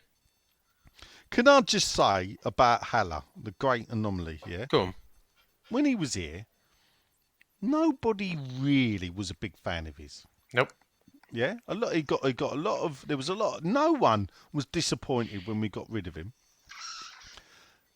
He fouled mainly under Pellegrini. Yep. So it wasn't just Moyes. Haller didn't foul because of Moyes. No, he didn't, did he? No, he didn't. But he certainly weren't. It's probably Brady's change fault, his wasn't ways it? over him. Wasn't it Brady's fault? Well, I mean, I'm happy to blame us. Right. Blame her for everything else. Why not blame her for It's that? another one. Well, My life, the virgins are coming out. This is like I don't know what a room full of virgins would be How called. many more we got? A junior disco? I don't know. Anyway, Steve Michael Pearce says, evening all, long time listener, first time question. right. So I love it. He's got 3 names. Stephen Michael Pearce. Leonard. Granddad. Yeah. Or I was thinking, I'd St Michael. I thought I'd go away from Stuart Pearce. I like that. Yeah, I like that. Granddad. So Granddad says, evening, he says, long time listener first. Did any of you hear the comment on Shit Hammer Time podcast when one of them said they'd been told? That'd be a no. Yeah, said they'd been told by someone close to Declan that he said if we were to be relegated, he would feel obliged to stay another season. I think it was your mate that said that, Len. Who? Delaney, man. Oh, Sam Delaney. I think it was him that said He's it, been Len. smoking the funny stuff. Anyway, anyone think that could be true? Sounds nice, but not sure I can see it happening. Say it again, that someone's told him. Yeah, so this is what he said. Because I did listen to the show. When one of them said they'd been told, someone close to Declan, that Declan has said if West Ham were relegated, bluffing. he would feel obliged to stay another season. Do you know what? I reckon it was said, but I don't reckon he meant it. I reckon he's bluffing. He thinks that we will stay up, but he wants people to think that. So I reckon it was said. In my opinion. In my experience. But Rubbish. I don't believe it. I don't believe it at all. Right, okay. But I'm not saying he's been that whoever got told it on the podcast was lied to. Right. Well, yeah. That was said actually, because I remember going, "What a load of bollocks!" when I was driving along. Next up, Trevor Newman. Has anyone seen the recent film Bullet Train with Brad Pitt? Yes, I did. Yeah. He says it has a couple of Hammers fan characters. Yeah, yeah. Several different renditions as Bubbles throughout the film. Yeah, one and he's got a especially tattoo. he says one especially recorded for the film by none other than Engelbert Humperdinck. How do you do that then? There you go. He's put a link to it, which I'll give me a minute. I'll play the link. Which is, I mean, my sister's boyfriend was the bass player for Engelbert Humperdinck on his last tour. Really? Tom, yeah. Tommy Devlin says, evening, gents. I remember when I was a kid, when the first team weren't playing, we could go midweek and watch the reserves. That's true. I'm a bit older, Tom, because I remember we used to go on Saturday, not to an away game, and watch the reserves. But it used to be on a midweek. I used to like that. A quick walk down to Upson Park, the good old days. He said, I thought that was a great time, and it gave us an opportunity to watch some of the squad that couldn't get into the first team. He asked the question, do you think bringing that back would be a good thing, as it would allow the likes of Scamacca, Lanzini and Cornet to get valuable minutes and find their form? Young players' experience at high level, preparing them potentially from the Premier League. All day long, Tom. I've long said it.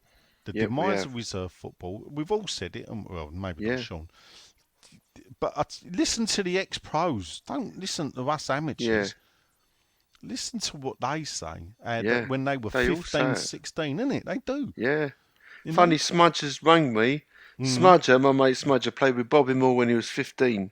Yeah. Imagine that. They can't take that away from him. No. Yep. Is he all right, is he? I don't know. I think he might have just fallen on the microphone, I reckon. Who? Oh, right. You. No, Oh, it sounded like it. Sorry, I Smudger knocked the microphone with my hand. Smudger. Who's Smudger? My mate Smudger, who played for West Ham His Youth. real name is not Smudger. Oh, his name's Smith. Oh, okay. Chris Smith. I don't know why Chris Smith always ended up being Smudger, but I knew another Chris Smith. All Smiths are Smudgers, aren't they? But yeah, reserve football, Tom, all day long. This is the thing. You've said it there. The youngsters get to play with experienced players, especially now with the larger squads. We've got half a team sitting around. Imagine if we didn't have European football. No, everybody, all these players. We won't have to imagine for too long. Well, no, mate, we're here till May. Don't you worry. Yeah. Well, no, actually, I hope we're here till June. So. Will you come to Prague? It's my wedding anniversary then. You're going to miss the you're not saying European no. final. It's one of them. We're not getting to Prague. He hasn't said no. No, he ain't. He's not going to say no. No. If I could get I'm you a trying to ticket. load that Embledo Humperdinck, but that link don't work. Do you know Engelbert Humperdinck was the man who stopped the Beatles having 19 consecutive number ones with Please Release Me? I think it stopped double A side Day Trip, A Ticket to Ride being number one. It might be that, I don't wrong. But I know he was the man that stopped him. Please release me, let me go. Anyway, we've done over 2 hours, so let's Yeah, we keep have. focused. Yes, sorry. All right, I will just pop over to see what Dan says, because I put every faith in him that he's popped up. He's probably asked about 7 o'clock in the morning now and then. Yeah. Right, so, unfortunately, I don't know why. Because Sean's been banging out articles. I've got bloody find it now. That's what I do. I write articles for 6'2". Yeah, I know. Unlike the founder, who... But other people have tagged me into other stories tonight. Let's So have here a we look go. When you last wrote a story for 6'2". Dan 31 60 43 40 6H says, did Sean have to declare his Tesla gift from the senior source in line with the 6'2" employee gift and hospitality policy? Did they buy you a Tesla, Sean? No, No. it came from Octopus. And let me tell you a story. If we came win the from Conference Octopus. League, Octopus do you think the anyway. Premier League Putin would go out on the pitch to help lift the trophy? Devil with tits out. Someone scratched my Tesla. Oh, I'm sorry, Yeah. Sean. So if you're one of those scratch people who can, repair a scratch on a Tesla, let me know. Because, this morning, someone scratched my Tesla. What a thing to do. Why would someone do that? There you go. What you think? What is? It's a I think it spider was- scratch. I think it was probably a listener. Yeah. No, someone scraped it. They've it's a front bumper on the left, so I think someone's not been very good parking. They've done it, so don't worry. I've got sentry mode. I'm going to find them. But seriously, And it got camera in it. it has, yeah. Ah. So I will be reviewing it. But if you if you run one of those, scratch or repair mobile franchises, and you want to give me mates rates, then just drop me a line. Fucking hell. What do you mean? I'm just asking. You're doing someone a fucking favour. I mean, you got to, me mates rates. Oh, I didn't get that bid from your painting, nor did I get the commission of Brady that you wanted either, Sean. Talking of fucking mates rates and shit. What commission? You wanted to have a painting of Brady. No, I did not. Stop making up shit. You did. I did not ask for Right. permission of Brady. Mark Go Reaper, on. should the podcast be renamed Oh Fuck Off, Sean? Yeah. As every other sentence ends with this. Or maybe we should have a new jingle. Brady outs. Brady out. I think there should be fines imposed for Sean mentioning Brady. Well, how about you stop saying Brady out all the time, and then I wouldn't feel defensive for her. You don't have to defend her, Sean. Brady I'd out. say she's done what has she ever done for you, but now I'm starting to think that she may be doing stuff for you. I quite like her as a person. Yeah. You see, that's a pound already. So, I'm not sure if Sean, I think a pound's to too save low. me, because there's been complaints about clickbaiting. Yeah. Yeah. So to save me falling for it, what silence has Kaczynski broke on the possibility of a French takeover? He has come out and said that, he would be very proud to take over this French publishing company for 800 million, basically. Right. Okay. Dan Lawless kicked himself afterwards for Yeah. falling Can for it. I just let's have this conversation. It's a true... Let's just have this publicly, so people do understand that at times we do have this conversation. Why do you feel the need to dress things up quite that way? Why do we need to talk about ownership at all? I don't think any other club does it. And nor does ours, but you do it, Sean. I know. You I and find you it- alone. Yeah, I like finances, and therefore I write a lot. And look, so I agree with you. I like art, but we don't talk about But the art. reason of clickbait, right, is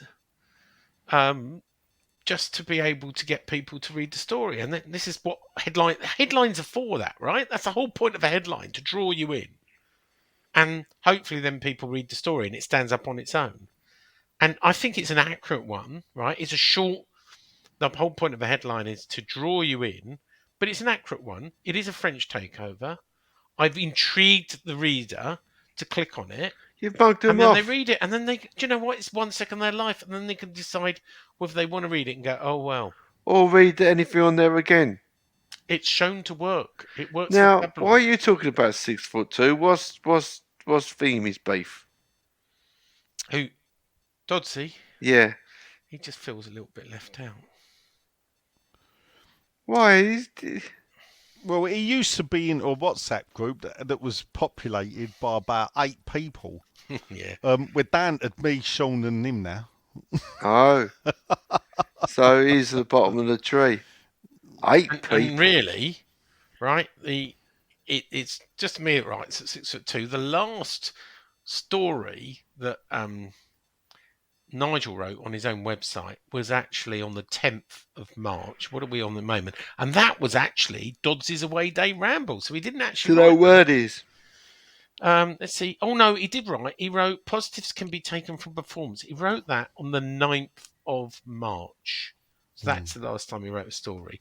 What's the date today? Yeah, but I'll put 20th your cover of for you, March. innit? The fact is, I was just about to do something when you popped up and said I'm away.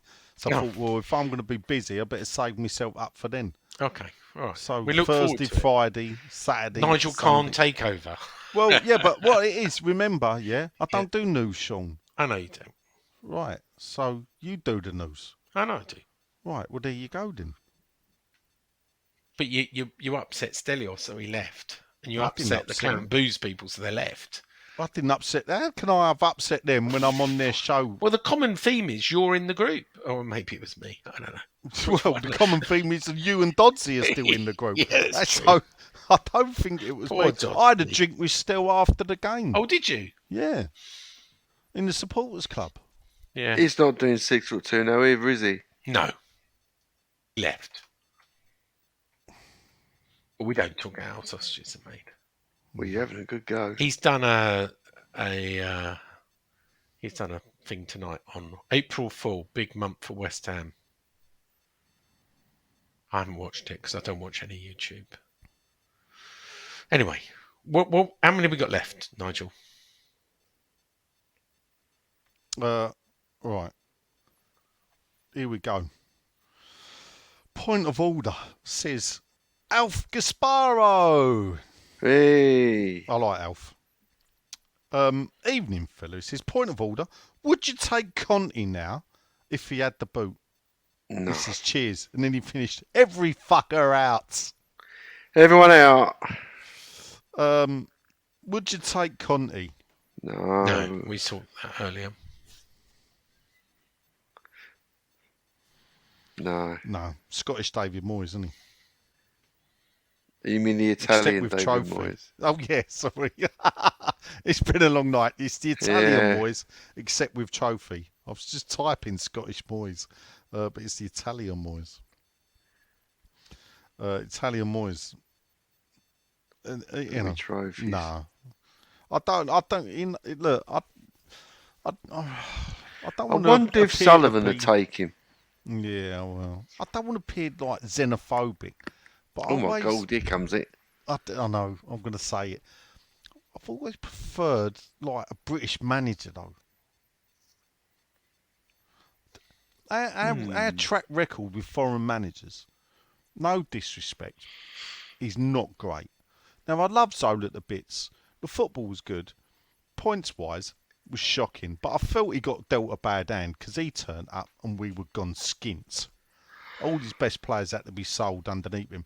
And at the end of the day, Zola made Colton Cole an England international and he actually looked the part. Colton Cole's career was built off the back of what Zola made him. I was still singing his name on Thursday, and he did the old cross. I know Did you see that? Well, I don't do the mock me hammers, do I, Sean? Do I, Sean? Hey? No, you No, don't, Nigel. right. Yeah. I have no photographic evidence to prove that whatsoever. No, that's right. So, nah, mate. Yeah, you know, I just always preferred. Well, to be fair, I would always prefer a West Ham manager. It's not xenophobic. People say, I'd rather have someone that's Scott Parker. I wouldn't be. I don't know much about what he did in Belgium. He ain't had a great time at Bruges. I thought he did okay. I thought he did well at Fulham. I thought he did okay at Bournemouth.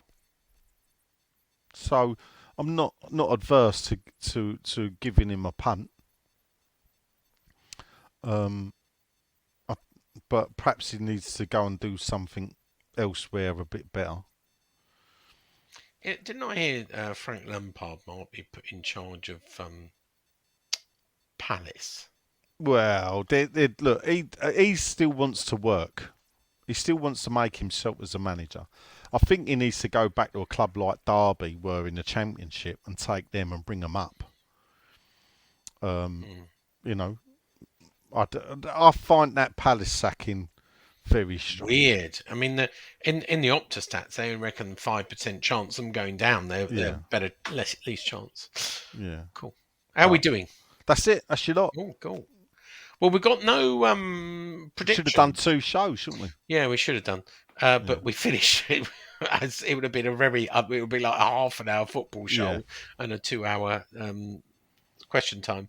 So we've got no predictions because we've got no game. But are we here next week? Well, it's up to you. I'm in Rome until next Tuesday. Well, when in Rome, Sean. Yeah, well, you want me to call from Rome? I could call from Rome. I could take some. You got your Starlink, and what are you paying your £70 a month for if you can't take it on holiday? Yeah. They do have internet in Rome, apparently. Oh, do they? Oh, right. Funny, Nigel. 2 different people asked me, "Will we do another propaganda?" They like it. Why don't you do a propaganda next week? I was thinking, right. Yeah, and while we were on the air, if we brought propaganda back, but we have a propaganda at the opposing team, a fan of the opposing team, or a podcaster from the opposing team. Say like we did someone from Southampton, and we could talk to them about that. Have a propaganda at them. Or is that a bad idea?